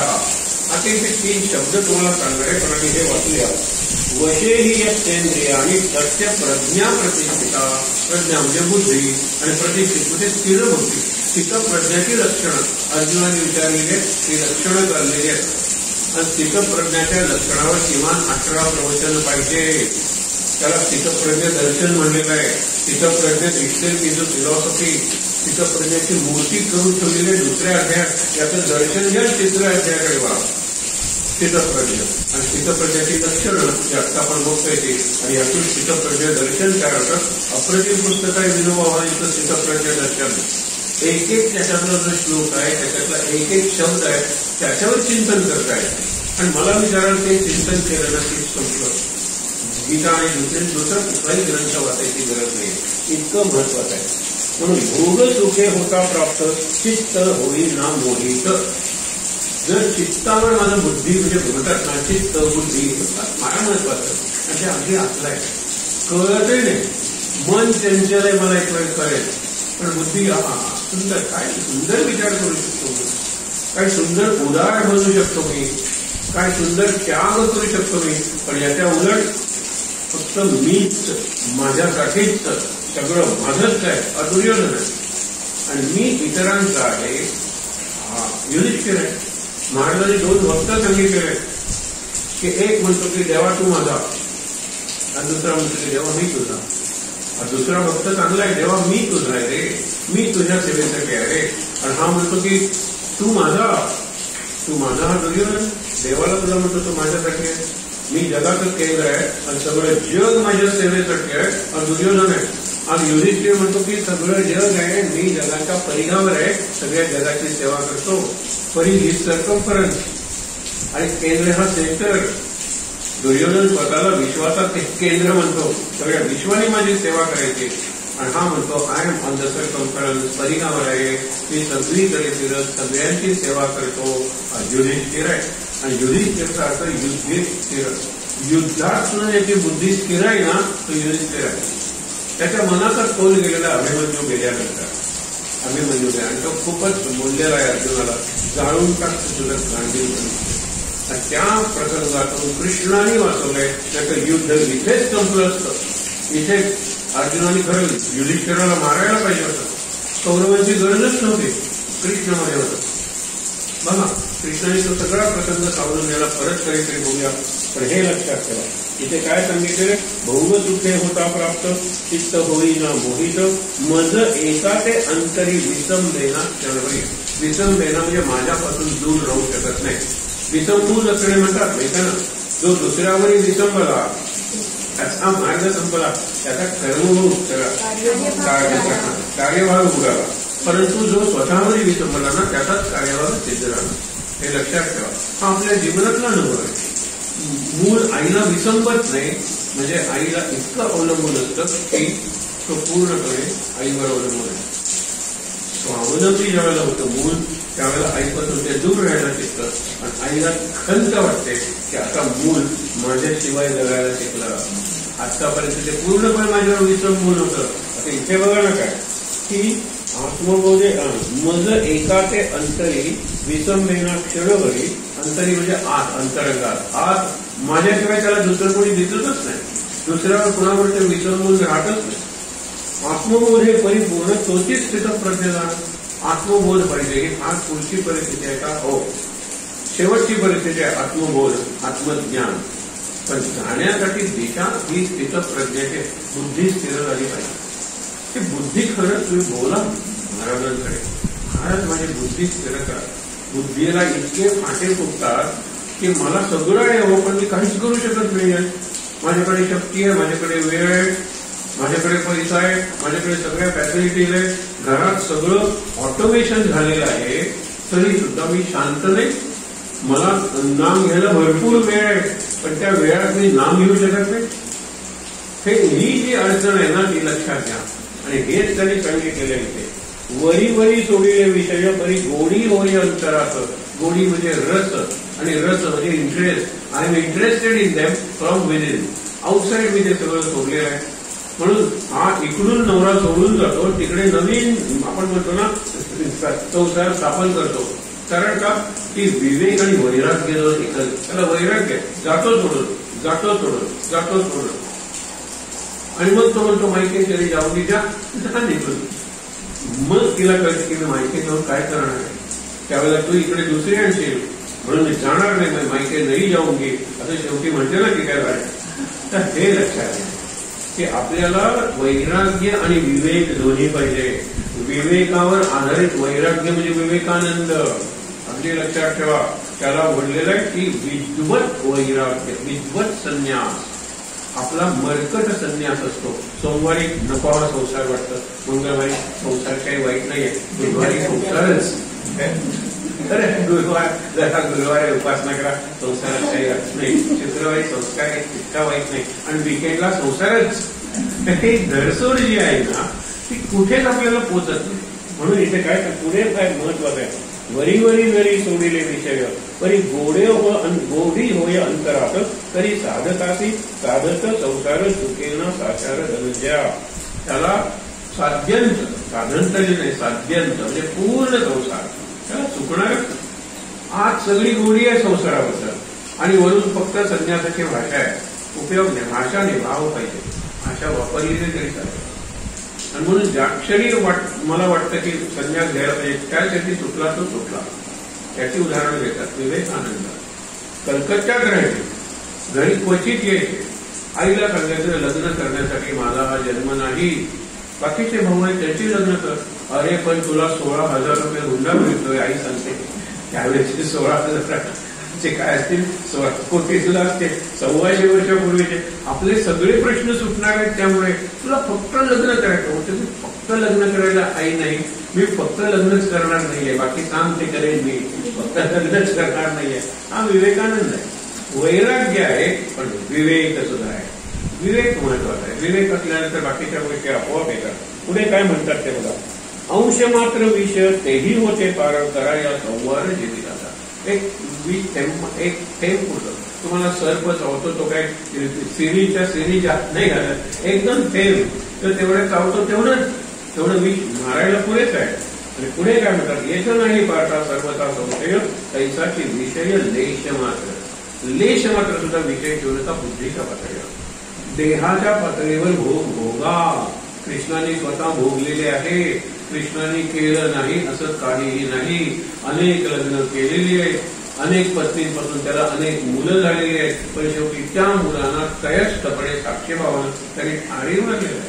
तर तुम्ही उन्मत्त झालेला, तुम्ही एकमेकात लढताय ना. यादव त्याला यादवी म्हणेल इतिहास, पण मी तुम्हाला जिवंत ठेवणार नाही, तर मी आता जाणार आहे, द्वारका बुडणार आहे, तुम्ही सगळ्या जगात हाहाकार माजवाल. हे कृष्णाला माहित आहे. तर लेश मात्र सुद्धा विषय बुद्धीत ठेवू नका. जीवनात ठेवा ना. जीवन जगायलाच पाहिजे. ते खाल्लं पाहिजे, ते खायला पाहिजे, काही हरकत नाही. विवेकानंदांच्या जीवनात बघितलं तर ते बऱ्याच गोष्टी करत होते, पण बऱ्याच गोष्टी करत होते आता त्याच्यात गुंतून पडत नव्हते. म्हणून आपल्या सगळ्या इंद्रियांना लोटस म्हणजे कमल हा शब्द वापरलाय. नेत्र कमल, कर्ण कमल, अधर कमल, हे सगळे कमल म्हणजे डिटॅच. म्हणजे कमळाचं पान पाण्यातून काढलं काही चिकटत नाही, हे लक्षात ठेवा. आणि कमळाचं फूल चिखलातून आलं तरी कधी मळलेलं नसतं, लोळलेलं नसतं चिखलात. बघा तुम्ही, हे आपल्याला जमायला पाहिजे. आणि ते बुद्धीच्या पातळीवर जमेल. बुद्धीने सर्वही होते, बुद्धी दाता नारायणू. आधी तो आपुला की जे लक्ष्मी चरणी होते. लक्ष्मीच्या मागे लागला तर लक्ष्मी एवढी चंचल आहे की ती कायम पुढे जाते. न मागे तयाची रमा होय दासी. रमा म्हणजे लक्ष्मी. जो बिलकुल मागे लागत नाही आणि कधी मागत नाही त्याची लक्ष्मी दासी म्हणून राहते. लक्ष्मी पैसा नाही, त्याला पैसा कमी असेल पण त्याची कधी त्याला गरज पडली तर देणारे अनेक लोक असतील. म्हणून पैसेवाला तो असणार नाही. पैसेवाल्याला इंग्लिशमध्ये मनीड मॅन म्हणलेलं, त्याला रिच वेल्दी म्हणलेलं नाही. त्याला खूप अर्थ आहे. आपण जसं लक्ष्मीवंत म्हणतो, आपण श्रीमंत म्हणतो, आपण समृद्ध शब्द वापरतो, आपण संपत्ती असलेला, हे सगळे पैशाचे शब्द नाही आहेत. पैशाला बरेच सांगतो संस्कृतमध्ये शब्द नाही. त्याच्यात तो सुवर्ण मुद्रा म्हणणार, कॉईन आहे. ते पैसा नावाचं जे माध्यम आपण तयार केलेलं आहे त्याला संस्कृतमध्ये शब्द नाही. कॉईनला शब्द आहे गोल्ड कॉईन, परंतु व्यवहार आहे. पैसा हे माध्यम म्हणून आपण तयार केलं आणि आपल्या छातीवर ते बसलेलं. म्हणजे money and machines, they are the two thing made by man and they have made man their slave. लक्षात घ्या. पैसा आणि यंत्र. यंत्र सध्या तरी आपलं यंत्र म्हणजे खिशातला मोबाईल गुलाम करून टाकलेला आपल्याला. Language is the only tool made by man that has educated its maker, master. फार सुंदर वाक्य आहे. शिक्षकांनी लक्षात ठेवावं.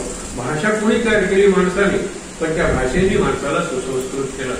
चांगली भाषा वापरा, भाषेत वेगवेगळा वाङ्मय निर्माण करा. आणि भाषेशिवाय आपलं रॉकेट उडतं, सांगावं लागत नाही, निरनिराळ्या सूचना वगैरे द्याव्या लागत नाही, द्याव्या लागतात. हे लक्षात ठेवा. भाषा मूळ आहे. भाषा चांगली वापरा, तुमची ते उद्धार भाषाच करेल. पण बाकी सगळी माणसाने तयार केलेली माणसाला गुलाम बनवणारी निर्णय माध्यम आहे. मला एक माध्यम सांगा तुम्ही जे माणसाने तयार केले आणि त्यांनी माणसाची उन्नती केलेली आहे, उद्धार केलेला आहे. एक्सेप्ट लँग्वेज, भाषा. एक अगदी लक्षात आहे. मनी अँड मशीनकडे वळूच नका. म्हणजे वळूच नका म्हणजे आहारी जाऊ नका त्याचा. आपण अजूनही बघणार आहोत. येथे नाही पार्था सर्वथा संशय तैसाची विषय लेश मात्र राही जरी लेश मात्र विषय राहिला जरी देखे साधकाची मनी तरी पूर्ण हानी विवेकाची. विवेकाची हानी करू नका. विवेक आहे आपल्याला. काय मला नोकरी पाहिजे, ही तुमची एवढी आई बसली नाही जगाची काली माता, तिला सांगा ना मला नोकरी दे. त्यावेळेला म्हणतो की तू आता इतके दिवस तिच्याकडे आहे, तू माग ना तिच्याकडे, मी कशाला. तुम्ही खरंच रामकृष्ण ज्याच्यातला तुम्ही तो बघा, मिथुन चक्रवर्तीने केलेली भूमिका अप्रतिम. तो नट आहे. मृगतृष्णावरील त्याचे सिनेमे बघा. पण नंतर तो डिस्को डान्सर म्हणून त्याच्यात तो वाया गेला. चांगला नट आहे. त्याच्यात रामकृष्णांची भूमिका केलेली आहे. विवेकानंद आज जातात आणि ते कालीला मागणारच मला नोकरी नाही. आणि त्यावेळेला हे 5 वर्षाचं वय आहे त्यांचं बुद्धीचं. म्हणजे खरंच त्यांनी बुद्धी इतकी निष्पाप ठेवलेली आहे, इतकी निरागस ठेवलेली आहे. 5 वर्षाचं मूल जे मागेल ते हे मागतात, 5 वर्षाचं मूल जे करेल ते करतात. आणि 5 वर्षाचं मूल लक्षात ठेवा, जी इंटरॅक्शन करेल तशी ती इंटरॅक्शन इतरांची करतात. फक्त म्हणजे पाय आपटून नाटतात. मला संदेश पाहिजे म्हणजे पाहिजे. संदेश म्हणजे तिथली मिठाई आहे, रसगुल्ला वगैरे. रात्रीचे 11 वाजले आणि हे तर नदी गंगेच्या या तीराला पलीकडे चालतात का, सगळी दुकानं पलीकडे. 11 वाजता कोण, पण हे हात पाय पाहिजे म्हणजे पाहिजेच. वय वर्ष 5 वगैरे. मग आम्हाला पोहून जावं लागायचं. कोणी नावाडी न्यायचं नाही रात्री 11ला वगैरे. आणि त्यावर त्या हलवायला बाबा पोटा करून ते जास्त पैसे घे असे होते ते मालक भाव अवघड आहे. ज्या वेळेला नरेंद्र आज जातो त्यावेळेला हे कालीमातेचे बाहेर बोलत आहे. लहान मुल जसं करताना मुद्दा म्हणून बघा तो सीन वगैरे. त्यांनी मागे देऊ नकोस का, देऊ नकोस का, तर तुला मागेल पण तू देणार नाही, तू दुसरंच काहीतरी दे. मला हवं ते त्याला दे, त्याला हवं ते त्याला देऊ नकोस. त्याला पाहिजे नोकरी, देऊ नकोस. नोकरी करण्यासाठी का तो जन्मला आहे. मला काय पाहिजे, भक्ती ज्ञान वैराग्य. आणि हे जातात विवेकानंद आत आणि तिथे सगळा तो निळा प्रकाश कालीमातेच्या मूर्तीतून आलेला आहे. आणि ते म्हणतात हे माते मला ज्ञान दे, भक्ती दे, वैराग्य दे. प्लेबॅक असतं ना, प्लेबॅक रामकृष्णांचं आहे. शब्द यांच्यातून काली मानव मिळाली का रे नोकरी, कुठली मिळाली नाही मिळाली. ज्ञान भक्ती पुन्हा 3दा पटवतात आणि 3दा पटात 3ही वेळा ज्ञान भक्ती वैराग्य मागतात विवेकानंद. तो खाली बाहेर काय उपयोग होते म्हणजे ज्ञान भक्ती वैराग्य. मग ते त्याच्या डोक्यात साक्षी होतात, जा तुला वेळ नव्हते. पण एक लक्षात ठेव, व्यवहारातले प्रश्न व्यवहाराच्या मार्गानेच सोडवावे लागतात. देवीला बघून नोकरी मिळत नाही. आणि ते त्या बाहेर दक्षिणेश्वरच्या बाहेर.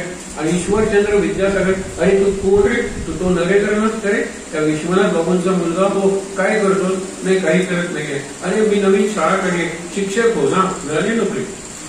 10 पावलं सुद्धा चालायची लागली नाही, मिळाली नोकरी. काही दिवस ते शिक्षक होते विवेकानंद. काही दिवस त्यांनी कोर्टाच्या बाहेर बसून लोकांची पत्र वगैरे लिहिली, कारण वडील. पण त्यांनी सांगितलं मी कोर्टाची पायरी चढणार नाही ऍज अ लॉयर. सगळे कुटुंब लॉयर आहे, मला नको लॉयर व्हायला. झाले नाही शेवटपर्यंत. पण भारताची ऍडव्होकसी त्यांनी परदेशात नाही का केली. आपल्या संस्कृतीचे त्या अँबॅसेडर ऍडव्होकेट नाही का बनले, हे लक्षात घ्या तुम्ही.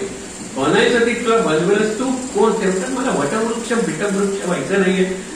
तुच्छतेने म्हणतात, पण ते काय वटवृक्ष बिटवृक्ष, म्हणजे हाडांकडून ते आई काम करून घे. वास्तू प्रसंग आठवा पडतो. आणि अक्षरशः मेल्यानंतर त्याच्या अस्थिचे कुंभ केले आणि त्या कुंभावरून निरनिराळ्या सेंटर्समध्ये जगात असण्याच्या अस्थि काम करतात विवेकानंदांचा. विचार करा, तुझ्या हाडांकडून ते आई काम करून घे. तुला चॉईसच नाही आहे. तिची इच्छा सुप्रीम, सर्वोपरी तिची इच्छा. हा म्हणतो मला ध्यान व्हायचं नाही, मला कुटुंब आहे, मला आई आहे, मला भाऊ आहे, बहिणी आहे, लग्न करायची त्याची. ते सगळं बघून गेली. तुझ्याकडून महान कार्य होणार आहे.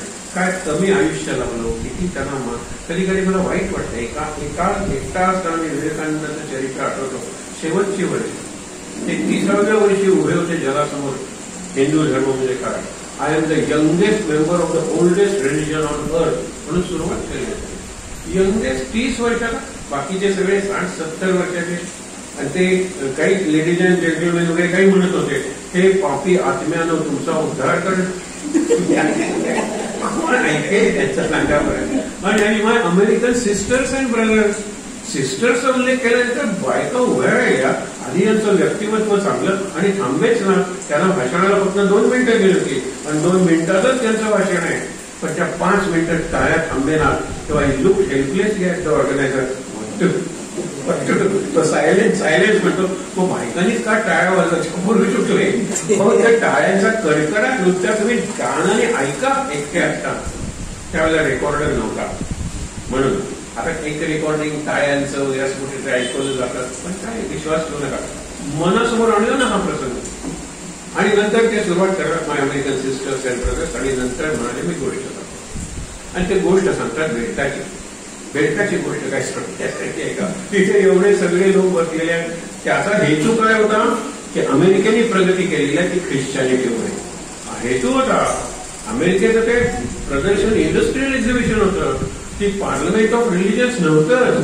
पण पाद्र्यांनी काय विचार केला की आपण याचा उपयोग करून जगाला संदेश देऊया, तुम्ही ख्रिश्चन व्हा म्हणजे संपन्न व्हा. बरोबर उलटच घडलं. आणि त्यांनी शेवटी सांगितलं की जी बेल चर्चची वाजली या कार्यक्रमाची सुरुवात म्हणून ती नेल ठरावी, KNELL म्हणजे मृत्यूगंगा. दुपारी 12 वाजता किंवा 12:30ला अँजेलस म्हणून प्रत्येक चर्चमध्ये आत्ताच वाजते. कारण कारण कारण ते आत्म्यांसाठी असते. सगळे आत्मे तिथे येऊ दे, ती कलेवर आहे, मारून टाका रिलिजन्सची. बेडकांची काय गोष्ट, एक बेडूक चुकून पाय घसरून विहिरीत पडतो. विहिरीत पडल्यानंतर बाकीचे बेडूक येतात वगैरे, आम्ही तुला राजाकडे घेऊन जाणार आहे, तो बाहेरून आलेला आहे. त्यामुळे म्हणतो तुमचा राजा, तो बाहेरचा बेडूक म्हणतो तुमचा राजा आहे. राज्य काय एवढं राज्य, मग राजा कसा ठरवता, एका जम्प मध्ये एका उडी इकडून तिकडे जो उडी मारतो आमचा राजा. म्हणते न्या मला राजाकडे. राजा म्हणतो की तुला आता शिक्षाच केली पाहिजे. तो म्हणतो जरूर शिक्षा कर, पण एकदा माझ्याबरोबर ये गेले, मी कुठून आलेलो आहे. तो म्हणतो शक्यच नाही, याच्या बाहेर जगच नाही. ही विहीर बघ आणि वरती आकाश दिसतं ना, म्हणजे काहीच नाही आहे बाहेर, आकाश दिसतं म्हणजे काही नाही. तो म्हणतो ये माझ्याबरोबर. तो म्हणतो माझे 2-3 सैनिक घेणार, कमांडो घेणार, वाटते तितकं घे. आणि तो बाहेर त्या विहिरीच्या बाहेर आल्यानंतर म्हणतो हे काय आहे. तो तर काहीच नाहीये, चल पुढे चल पुढे. त्याला समुद्रापर्यंत तो इथे माझं जन्म होऊन गेले. मी समुद्राला बेडूक आहे, तसा माझा जो धर्म आहे तो समुद्र आहे. आणि तुमच्या सगळ्या विहिरी आणि डबकी झालेली आहे. तुम्ही खूप मंडूक आहात. सांगितलं फ्रॉग्स इन द वेल. त्यालाही की आता आम्हाला एक नवीन दिशा मिळाली आणि मी तुमच्यावर धर्म लादायला आलेलंच नाहीये. आमच्या धर्मात कन्व्हर्शन नाहीये. It is conversion of thought, it is not conversion of faith, so called religion. विचारांच्या पातळीवर आम्ही कन्व्हर्शन करतो. आणि केवढं कार्य आहे. It is like entering the den of a lion and roaring to give challenge. सिंहाच्या गुहेत प्रवेश करायचा आहे आणि दरकाळी म्हणून त्याला आव्हान देते. तसं इंग्लंडमध्ये जाऊन इंग्लिश म्हणून त्यांना सांगत होते तुमचा धर्म किती हॉलो आहे, शॅलो आहे, पोकळ आहे आणि उथळ आहे, त्याला डेप्थच नाहीये. पुढे वाचूया एक आणि आपण आहे थोडा वेळ थांबूया की भोगत त्याच्यावया पाय सज्ज झालेले निग्रहे इंद्रिया ते आवरती परी गोडी न सांडते तया साधका घेरीती तेची भोग जाणारी ती जैशी वृक्षाची पालवी बरी बरीच कुटावी आणि मुळी द्यावे जळ हे आपण वाचलं. त्याच्यानंतर इंद्रियाचे आवरण वागतीचे रात्रंदिन हेही आपण वाचलं. भोग सुखे होता प्राप्त चित्त होईना मोहित मज एका ते अंतरी हेही पण पुढचं. आता हे जे आहेत ना हे 2 श्लोक, त्याच्यात एक अनर्थ परंपरा सांगितली. ती अनर्थ परंपरा जर तोडता आली म्हणून इथे थांबणार होतं. पण 1 महिना आहे आपल्याला, 16 तारखेला पुन्हा येणार होतं. हे लिहा श्लोक, जमलं तर पाठ करा. गीता इतक्या लिहा सोप्या मराठीत आणि गीताही तुम्हाला ह्याच्यावर मिळेल, गुगलवर मिळेल. आता बघा, येथे नाही पाठा सर्वथा संशय दैसाचे विषय लेश मात्र राहे जरी त्याचे साधकाचे मने थोडा जरी लेश मात्र कणभर जरी विषय राहिला तरी पूर्ण हानी विवेकाची. आता ही 4 ऐका. ध्यायतो विषयान उत्साह, विषयांचं ध्यान करायला लागला त्यातून संग निर्माण होतो आणि संगात संजायते कामा. संग म्हणजे आसक्ती, संग म्हणजे मेमरी, संग म्हणजे गुंतून राहणं, लिंपून राहणं, हे जे आहे ना त्याला संग म्हटलेलं आहे. उदाहरण देतो म्हणजे कळेल. त्यातून काम तयार होतो. काम म्हणजे इच्छा, strong desire to have it. काम म्हणजे सेक्स नाही आहे, ऑल डिझायर. पाहिजे म्हणजे मला पाहिजेच. हल्ली मुलांचं तेच आहे ना, आत्ताच पाहिजे. आणि ज्ञानेश्वरी म्हणतात आता विश्वात्मके देवे, ज्ञानेश्वर आता म्हणतात. आणि हल्लीची मुलं आत्ता 2 व्हीलर पाहिजे. बरोबर आहे. मग 2 व्हीलर पाहिजे तर तुला 2 व्हीलरच असं तुमच्या देखत मला माझ्या आई वडिलांनी वचन दिलं होतं, आठवतंय की 12वीत गेल्यानंतर मला आठवतंय 2 व्हीलर मी आत्ता घ्यायला सांगतो. पण एक लक्षात ठेव, मागची सीट काढायची आणि त्या मागच्या मडगाडला उलटे खेळे लावायचे. अरे मग काय उपयोग? काय म्हणत 2 व्हीलर पाहिजे, 2 सीटर नकोय तुला मागच्या सीटसाठी. मागच्या सीटवर मग तिला घेऊन सिनेमाला गेला, तिला घेऊन मग सोमवारी ही, मंगळवारी ती, रुची पालक आहे. त्या सगळ्या गोष्टी तुला मागची सीट पाहिजे, तुला 2 व्हीलर नकोय. मग काय गंमत आहे सर, सगळा रोमांस काढून गेला. 2 व्हीलर नको, 2 सीटर म्हण. 2 सीटर म्हणजे ते रिक्षा की मला एम ऐकायची जीवनात, मी एवढे मिळवले आता मला पाहिजे नाही. कॉम्प्रोमाइज क्वालिटीशीच आत्ताच मलाच इथे समजायला पाहिजे. म्हणून ध्यान सतत ध्यान केलं एका गोष्टीचं की त्यातून काय होतं, विषय निर्माण होतात, विषयाचा संग निर्माण होतो, संगातून संजय म्हणजे निर्माण होतात. कामात क्रोधोपी जायते. काम म्हणजे इच्छा मिळाली, लोभ निर्माण झाला, आणखीन पाहिजे. मिळाली नाही, क्रोध निर्माण झाला. म्हणून इच्छेवरच नियंत्रण पाहिजे. म्हणतात ना, waste not, want not and reduce your wants. गांधीजीने दिलेलं त्या काळात. आता रिड्यूस, रियूज, रिसायकल हे सगळे जगलेले आहेत. ज्या वेळेला तो ब्रिटिश त्याचा अधिकारी उभा असायचा आणि गांधीजींकडे कोण आलं ते गव्हर्नर काम गांधीजींना शिवाय द्यायचा. एक दिवस गांधीजींना सगळ्यांसाठी किती शिवाय द्यायचं, जाऊन भेटा त्याला म्हणावं की तुझ्या सगळ्या शिवाय कागदावर ये आणि त्याला मी उत्तर. त्याने 20 पानं लिहिली, 20 पानं, आणि त्याला चाचणी वगैरे लावली. आणि त्याला तो गांधीजींकडे आलाच नाही कधी, मला उत्तर दिलं नाही. I want answer. काही दिवसांनी ते सगळे कागद परत दिले. ते उत्तर आहे, चाचणी मात्र ठेवून घेतली, कारण माझ्या देशात अजून चाचणी बनत नाही. हे सार आहे, तू जे लिहिलं होतं त्याचं सार ही चाचणी आहे. कागद घे परत, ते असार आहे, त्याच्यात ते अर्थच नाही. तो शरमला मग गेला धावत आणि त्याने नमस्कार केलं. म्हणला की ह्या मी तुम्हाला शिव्या देतो. तू म्हणा तू शिव्या देत होता, पण मी घेत कुठे होतो, घेतल्या नाही तर त्या तुझ्याचकडे येणार आहे. रिटर्न चाचणी ठेवून घ्यायची, हे तिथे लक्षात ठेवा. म्हणून होय पुढे काय, संगात संजयते कामात क्रोधो विजयते क्रोधात भवती सम्मोहा. क्रोधात सम्मोह म्हणजे इल्युजन आहे, करायचं डिल्युजन. ते मला पाहिजे, जमत नाही, मला हे असं नुसते विचार, कन्फ्युजन, गोंधळ. जो अर्जुनाचा पहिल्या अध्यायात झालाय, गोंधळ. कन्फ्युजन वर्स कन्फाउंडेड म्हणतात त्याला. गोंधळात गोंधळ निर्माण झालेला आहे अर्जुनाचा. आणि कृष्ण सांगतो त्याने आणखीन गोंधळ. शेवटी तो सांगतो एक काहीतरी निश्चित सांग मला. एकीकडे सांगतो युद्ध घोर कर्म आहे, तू कशाला मला गुंतवते, मी युद्ध सोडून जातो म्हणतो, तुम्हाला जाऊ का देत नाहीये. कृष्ण परत सांगतो. म्हणून ते 18 अध्याय झाले. क्रोधा भवती सम्मोहात स्मृती विभ्रमः. मी कशासाठी आलोय ती स्मृतीच नाहीये. आणि म्हणून स्मृती भ्रंशात बुद्धिनाश हो आणि बुद्धिनाशात प्रणश्यती. काय कशी साखळी सांगितली बघा. मराठी वाचूया, सोपा आहे. होता अंतराचा आसक्तीचा जन्म. असं किती सोपं आहे बघा. होता अंतरात नाही म्हणा, आसक्तीचा जन्म प्रकट तो काममूर्ती म्हणतो. पाहिजे म्हणण्याच्या स्वप्नात सुद्धा आपल्याला ते दिसायला ते वस्तू, ती व्यक्ती पाहिजे मग स्वप्नात मूर्ती म्हणतात.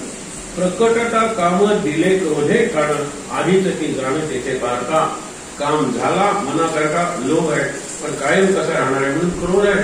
कामात क्रोध विचारते. पुढे जेथे क्रोध तेथे आला अविचार स्वभावे साचार धनंजय. चंड वाते म्हणजे प्रचंड वाते, वादळ वादळ आपण म्हणतो ना, स्टॉर्म आवर्त. चंड वाते जैसी विजय दीपज होते तैसी लोके स्मृती अविचारे. अविचाराचं वादळ आलं की तुमची विचाराची स्मृतीची ज्योत आहे ना ती भिजून जाते. विचाराचं लोके स्मृती अविचारे किंवा अस्तमानी रवी प्रकाशाते सर्वच मी ग्रासीचे रात्रीचे. संपूर्ण मनात अंधार पसरतो, सगळा प्रकाश गेलेला आहे कारण मी अविचाराने वगायला गेलो. सगळा प्रकाश अस्तमानी रवी प्रकाशाते सर्वच मी ग्रासीचे रात्रीची. जेथे साधकाची तैसी होय स्थिती सर्वदाची स्मृती लोपताची. स्मृती म्हणजे स्मरणशक्ती नाही, स्मृती म्हणजे माणूस म्हणून की का जन्माला आलो.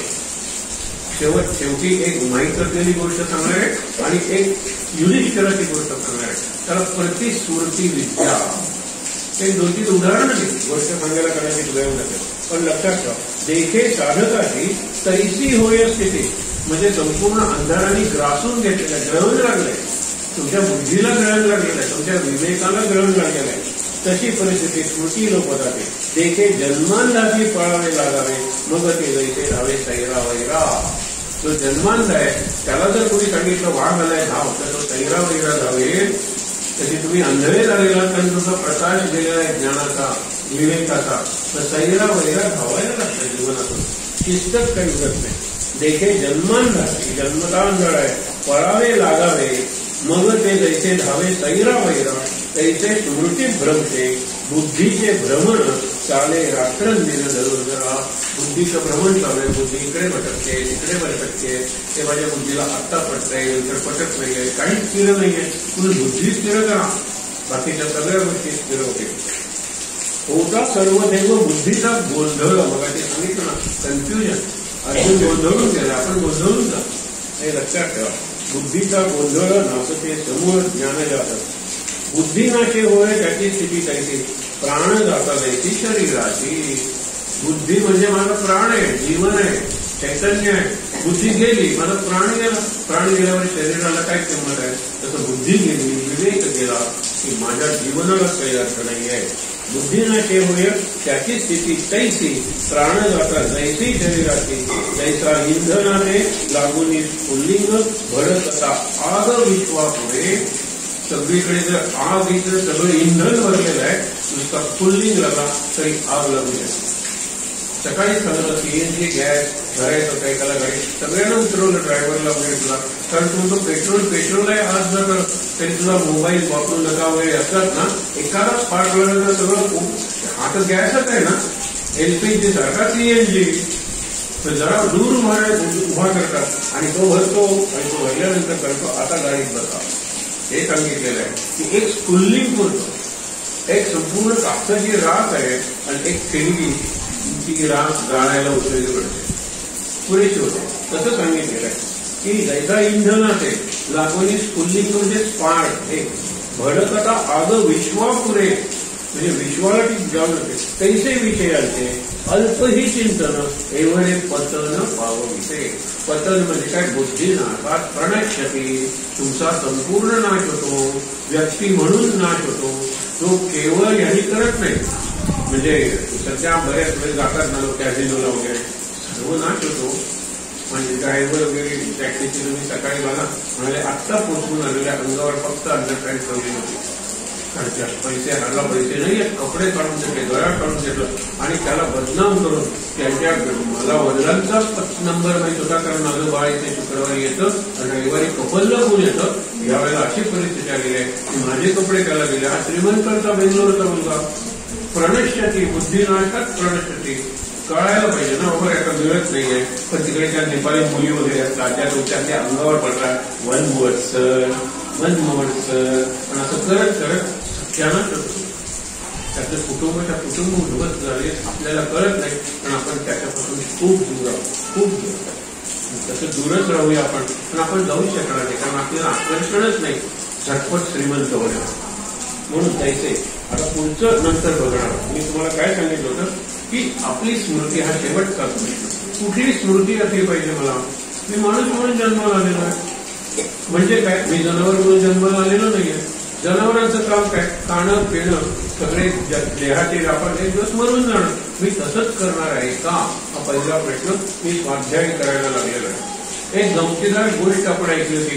मी पहिली ओळ सांगितल्यानंतर तुमच्या लक्षात येईल, पण मला दुसरी गोष्ट सांगायची.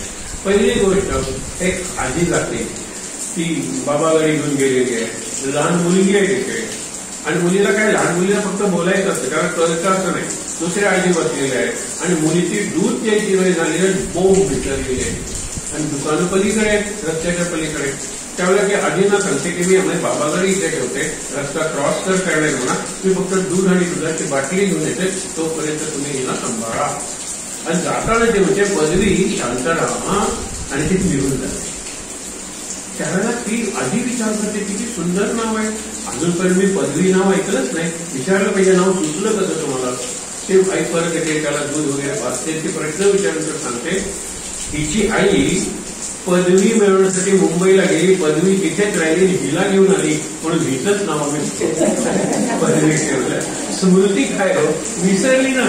मी कशासाठी मुंबईला आलेले आहे, मी कशासाठी इथे शिकायला गेलो आहे, शिक्षण कशासाठी घेणार आहे, ही स्मृती आहे. आणि मूळ स्मृती आहे, माणूस म्हणून जन्माला आलेला आहे. आणखी स्मृतीची गोष्ट आहे की आपण यक्ष प्रश्नाचे बॅकग्राऊंड गोष्ट बघितलेली आहे की पांडव वगैरे बसलेले आहेत 5 जण हताश करून, कारण आता संपलेली आहेत 12 वर्ष, आता अज्ञातवास सुरू होणार आहे आणि सगळीकडे आपल्याला शोधणार आहे हे कोणाचे, शकुनीचे. मग पुन्हा 12 वर्ष वनवास, हे सगळं माझ्यामुळे. काय ती पांचाली, राजकन्या, तेजस्वी, काय तिच्या नशिबी आलंय, हा विचार युधिष्ठिर करत होता. आणि युधिष्ठिर चिंतेत आहे म्हणल्यानंतर बाकीचे पांडव महाचिंतेत होते. काय झालं विचार, काही नाही रे, फक्त हा विचार होता. इतक्यात समोर जलाशय, तिथे एक अग्निहोत्री ब्राह्मण येतो. त्याचे जे अग्निहोत्राची साहित्य आहे ते जमिनीवर ठेवायचं नसतं, तिथे झाड असतं, झाडाला ती छोटी फांदी असते, त्या फांदीला तो ते अडकवतो. झाड फांदी म्हणजे पानं वगैरे अजून त्याला कोणताही असतं, त्याला तो अडकवतो. बघतो सूर्याकडे, सूर्य अजून अस्ताला जायला वेळ आहे, तर मग तो छान अंघोळ करूया, प्रार्थना म्हणूया, अर्घ्य देऊया आणि सूर्यास्ताच्या वेळेला अग्निहोत्र करूया. अग्निहोत्राचं साहित्य काय, तर अग्निहोत्राचं ते भांड, ज्याला अरणी म्हणतात. अग्नी निर्माण करण्याची मंथा, म्हणजे मंथन करायची ती रवी आपण म्हणतो ते, आणि त्यातून तो अग्नी निर्माण करायचा. तो गवतावर किंवा कापसावर पकडायचा आणि त्यांनी त्या अग्निहोत्राचा अग्नी, त्यावेळेला जे अग्नी होते ती बॉक्स नव्हती, ते काही रासायनिक नाही आहे. अग्निहोत्र म्हणजे सगळं आपण जैव म्हणतो ना, ऑर्गॅनिक आहे. ते गवत ऑर्गॅनिक आहे, तो कापूस ऑर्गॅनिक आहे, ते लाकूड ऑर्गॅनिक आहे, त्यातून निर्माण होणारा स्पार्क ऑर्गॅनिकच्या पलीकडचा आहे. आणि त्यातून तो अग्नी पेटवायचा मंत्र म्हणायचे, 2-3 मंत्र आहे तेवढं. पण ते जर झालं नाही ना, तर अग्नी पेटवायचा आणि त्याच्यात जाळून टाकायचं स्वतःला. ही शिक्षा आहे. तो करतोय अनुभव. युधिष्ठिर म्हणजे बघूया, निदान त्याचा आशीर्वाद तरी घेऊया, त्याची पूजा वगैरे झाल्यानंतर हरिण येतं. हरिण आल्यानंतर ते पाणी प्यायला तितक्या त्याला खास होते. आणि जनावरांना खात नसल्यामुळे खासताना ते कधी झाडावर, कधी खांबावर, भिंतीवर हे करत असतात. ते हरिण खाजवायला लागतं, त्या हरणाला शिंग असतात, 12 शिंगा म्हणतो ना आपण, काळवीट. आणि त्या शिंगात ती त्याची पोटी असते, ती अडकते. ते काढायला जातो, ती जास्त अडकते. ते काय अडकलं म्हणून जीवाच्या पाकांसारखे हरिण पाळायला लागतं. अशा वेळेला तो ब्राह्मण म्हणतो की मला मरावं लागेल, तुम्ही क्षत्रिय दिसताना करा ना त्याचा पाठलाग, आणि काही करा त्या हरणाला, पण माझी पोटी आणा, अजून सूर्यास्ताला वेळ आहे. बघा काय काय घडतं मध्ये. हरिण जातं जातं पुढे दिसेनाच होतं. ते पांडव इतके पळालेले आहेत, सगळ्यांना तहान लागलेले. शेवटी दूर कुठेतरी झाडाखाली बसतात. युधिष्ठिर म्हणतो पुण्य मिळवण्याची एक संधी होती, तीही गेली, आपले दिवसच वाईट आहे. तहान लागलेले नकुला. तो नेहमी नकुलाला का बोलतो, सहदेवाला का बोलवत नाही? ही प्रतिस्मृती बघा. त्याला स्मृती कशाची आहे, धर्माची स्मृती आहे. धर्म रक्षेचे रक्षिता, मी धर्माचं रक्षण करीन, धर्म माझं रक्षण करीन, म्हणून त्याला धर्मराज म्हणतात. धर्मराज युधिष्ठिर.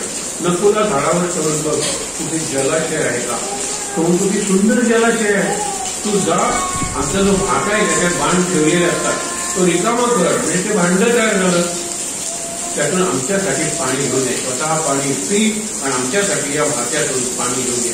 तो जातो, पाण्याला हात लावणार इतक्याच पलीकडून आवाज येतो, हे तळ माझं आहे, माझ्या परवानगीशिवाय टाकील तर दगड होऊन मरून पडते.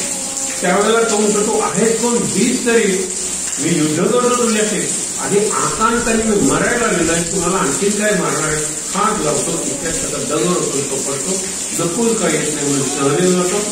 तोच डायलॉग, तीच कृती, हात लावल्याबरोबर दगड. भीम अर्जुन दगडून पडतात, चारी भाऊ मेलेले, इथे खरं महाभारत संपायला पाहिजे होतं. अशा वेळेला युधिष्ठिर म्हणतो अजून का आले जातो, चारी भाऊ मरून पडलेले आहेत, कुठेही रक्त नाही, त्यांच्या अंगावर कुठल्याही जखमा नाही आहेत, म्हणून कुणीही त्यांच्याशी युद्ध केलेलं नाही किंवा जनावरांनी सुद्धा त्यांना पोरभरलेलं नाही. कुठली तरी शक्ती असली पाहिजे. अर्जुनाने भीमाला असं पाडतील काय, म्हणून तो स्वतः मोठे प्रदक्षिणाला म्हणतो, हे शक्ती ज्याने माझ्या भावाची अशी अवस्था केली, मी शरण आहे, तुझं काय मागणं आहे ते सांग. त्यावेळेस तो माझ्या प्रश्नांची उत्तरं दे. प्रश्नांची आता खरी गोष्ट इथे सुरू होते, तू प्रश्नोत्तर सांगणार नाही, प्रश्नांची उत्तर दे, माझं समाधान झालं तर तुला पाहिजे ते मी. तो 134 प्रश्न विचारतो जवळजवळ, 134 प्रश्नांचे पुढचे प्रश्न तर आज जास्त उपयोगी आहे, पण तो विषय नाही आपला. तर ते बघतो, तो प्रसन्न होतो, तर म्हणतो तुझे 4 भाऊ गेलेले, 1 भाऊ मी जिवंत करतो. तो प्रतिस्मृती बघा, तो नकुलाला जिवंत कर.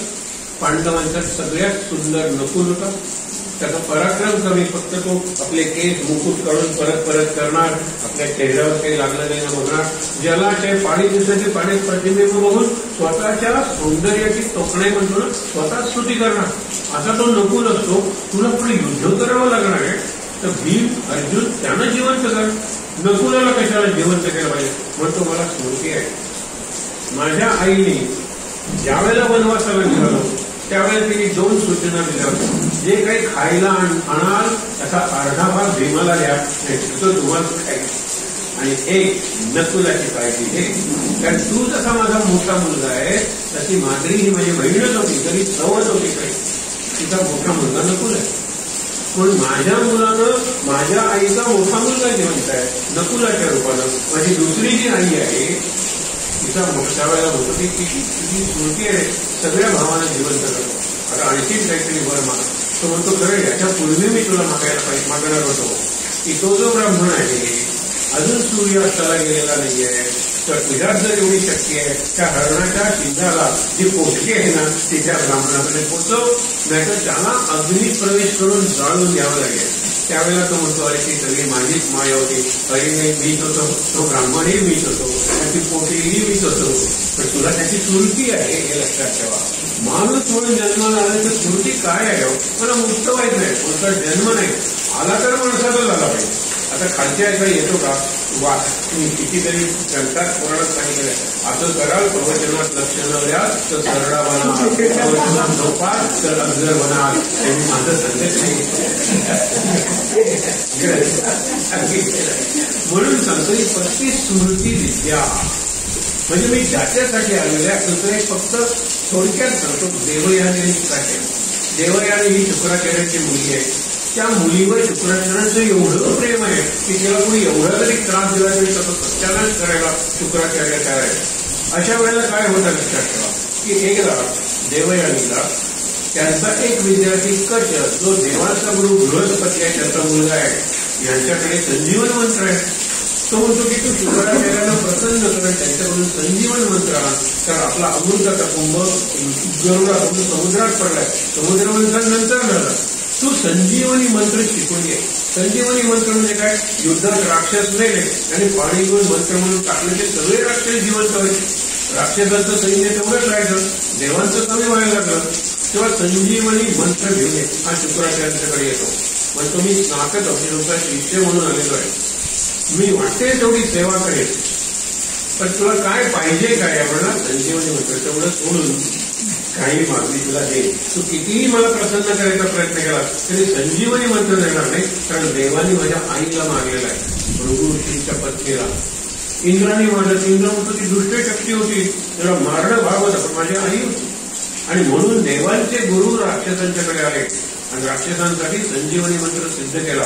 अशा वेळेला काय झालं तेव्हा, ज्या वेळेला संजीवनी मंत्र शिकायची पाळी आली त्यावेळेला प्रत्येक वेळेला नाही म्हणत, पण त्याच्या 3च्या मुळे कचाच्या देवयानी त्याच्या प्रेमात तो म्हणाला जोपर्यंत माझं उद्दिष्ट साध्य होत नाही तोपर्यंत मी लग्नाचा विचारच करू शकत नाही. प्रेम तिचं एकतर्फी वाढत जातं त्याच्यावर. शेवटी राजाच्या लक्षात येतं की हा आलाय तो संजीवनी मंत्र मिळवण्यासाठी. जर एखाद्या क्षणी जर शुक्राचार्य प्रसन्न होऊन गेले तर आपण संपलोच म्हणून सांगा. म्हणून काय करा, याला पळवतात आणि कुठेतरी ठेवतात. त्यावेळेला देवरानी म्हणजे मला कश दिसला नाही. ते म्हणाले कुठे गेला, तो राजाला बोलवतात. कश जोपर्यंत येत नाही तोपर्यंत मी काही घेणार नाही, मी निघून जाईल, परत देवांच्याकडे जाईल. म्हणून कशाला लपवून ठेवलेलं असतं, आणावं लागतं. नंतर कशाला जाळल्यानंतर तो म्हणतो संजीवनी मंत्र म्हणून कशाला जिवंत करतो. शेवटी काय करायचं तर एक युक्ती काढतात. शुक्राचार्य वगैरे सगळे सोमवाराचं म्हणजे दारू पिणारे, मदिरा, म्हणून त्याची राख करून ती मदिरे घोरवतात, विरघळवतात आणि ती मदिरा शुक्राचार्याला प्यायला देतात. आता तो असंच गेला ना, त्याला कसं वाचवायचं. त्यावेळेला देवयानी म्हणते मला कशा पाहिजे म्हणजे पाहिजे नाही तर मी जीव देते. आणि देवयानी म्हणजे आता जीव की प्राण. अशा वेळेला ती म्हणते की काय आत बोला त्याच्याशी, कशा तू कुठे आतून त्यांना आवाज येतो तुम्ही इथे. मग आता काय करायचं, बाहेर आणायचं. तुम्ही तुला बाहेर आणू शकतो, पण एक कश म्हणतो बाहेर आल्यानंतर तुम्ही मरा ना, मी तुमचं पोट पाडून बाहेर येणार. मग तुम्हाला जिवंत करण्यासाठी मला संजीवनी मंत्र शिकवा. बघा इतकं सगळं झालं तरी तो विसरलेला नाहीये मी कशासाठी स्वर्गातून इकडे आलेलो. पुढचं तर अप्रतिम आहे. शेवटचं वाक्य मी सांगणार आहे. काय संस्कृती आहे आपली. बुद्धी जर असेल ना तरच तुमचा निभाव आहे इथून पुढच्या काळात. आणि बुद्धीचा चांगला वापर पुन्हा ज्यांना अर्पण करून टाकणं. बुद्धी माझी बुद्धीच महाराज मी तुम्हाला दिलेली आहे. बुद्धीचा नैवेद्य दाखवलेला, मला स्वतःची बुद्धी उरलेली नाही आहे. आणि आनंदात राहूया आपण. इथे काय झालं बघा बरं, तर देवयानी म्हणते नाही तुमचं पोट पाडून तो बाहेर आला. मी मरेन मग शिकवा ना त्यांना. मग तो त्याला शिकवतो, आत तो म्हणतो, पोट फोडून बाहेर येतो. हा शुक्राचार्यांना तो मंत्र म्हणून जिवंत करतो. बरोबर. आता तरी लग्न करते का, केलं असतं ग, पण मी तुझ्या वडिलांच्या पोटातून आलो, सहोदर भाऊ नाही करायला तुझा. ही बुद्धी आली कुठून, आईच्या पोटातून जन्म, वडिलांच्या पोटातून. मी तुझा भाऊ झालो, कसा लग्न करू तुझ्याशी, तेव्हा बाय येणार नाही होत स्वर्गात. ही स्मृती आपल्याला रोज पाहिजे. माणूस म्हणून जन्माला आले काय करायला पाहिजे, मुक्त व्हायला पाहिजे. मुक्त कशातून, भीतीतून, चिंतेतून, एकमेकाच्या द्वेषातून, मत्सरातून, अहंकारातून, सगळ्यात अवघड आहे. त्यातून मला मुक्त व्हायला पाहिजे. हे मुक्त होऊन जगलो पाहिजे मी, मला आनंद मिळेल. मग माझ्यातून इतरांना मुक्तीचा संदेश मिळेल, प्रेरणा मिळेल. बुद्धी मार्गाने अर्पण करूया. आईच्या ठिकाणी ताड बसून डोळे बसूया.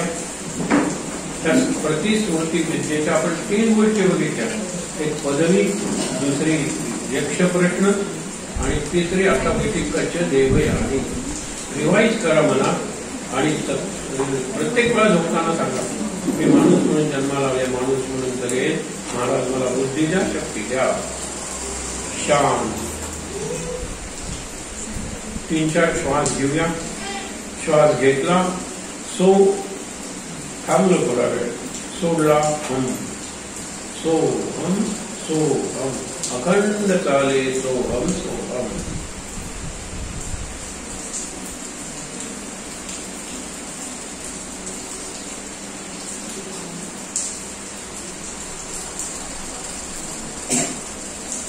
श्लोक म्हणूया शांतपणे. या ज्या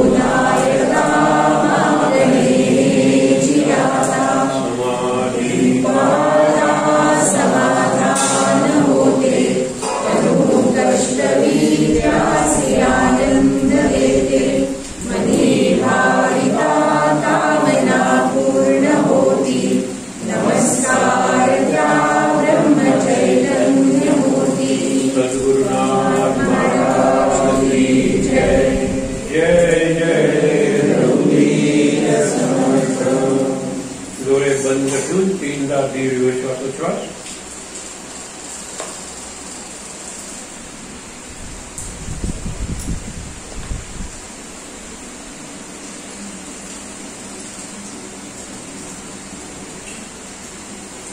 हातावर हात जोडूया. ते हात चेहऱ्यावर डोळ्यांवर जोडूया. अगदी सावकाश डोळे उघडून राम हनुमान त्यांचं दर्शन, महाराज रामदास त्यांचं दर्शन आणि स्वामी स्वरूपानंद त्यांची प्रतिमा मनात ठसव. शांत आनंद. सगळ्यांचं दर्शन इथे झोपलेल्या सर्वांना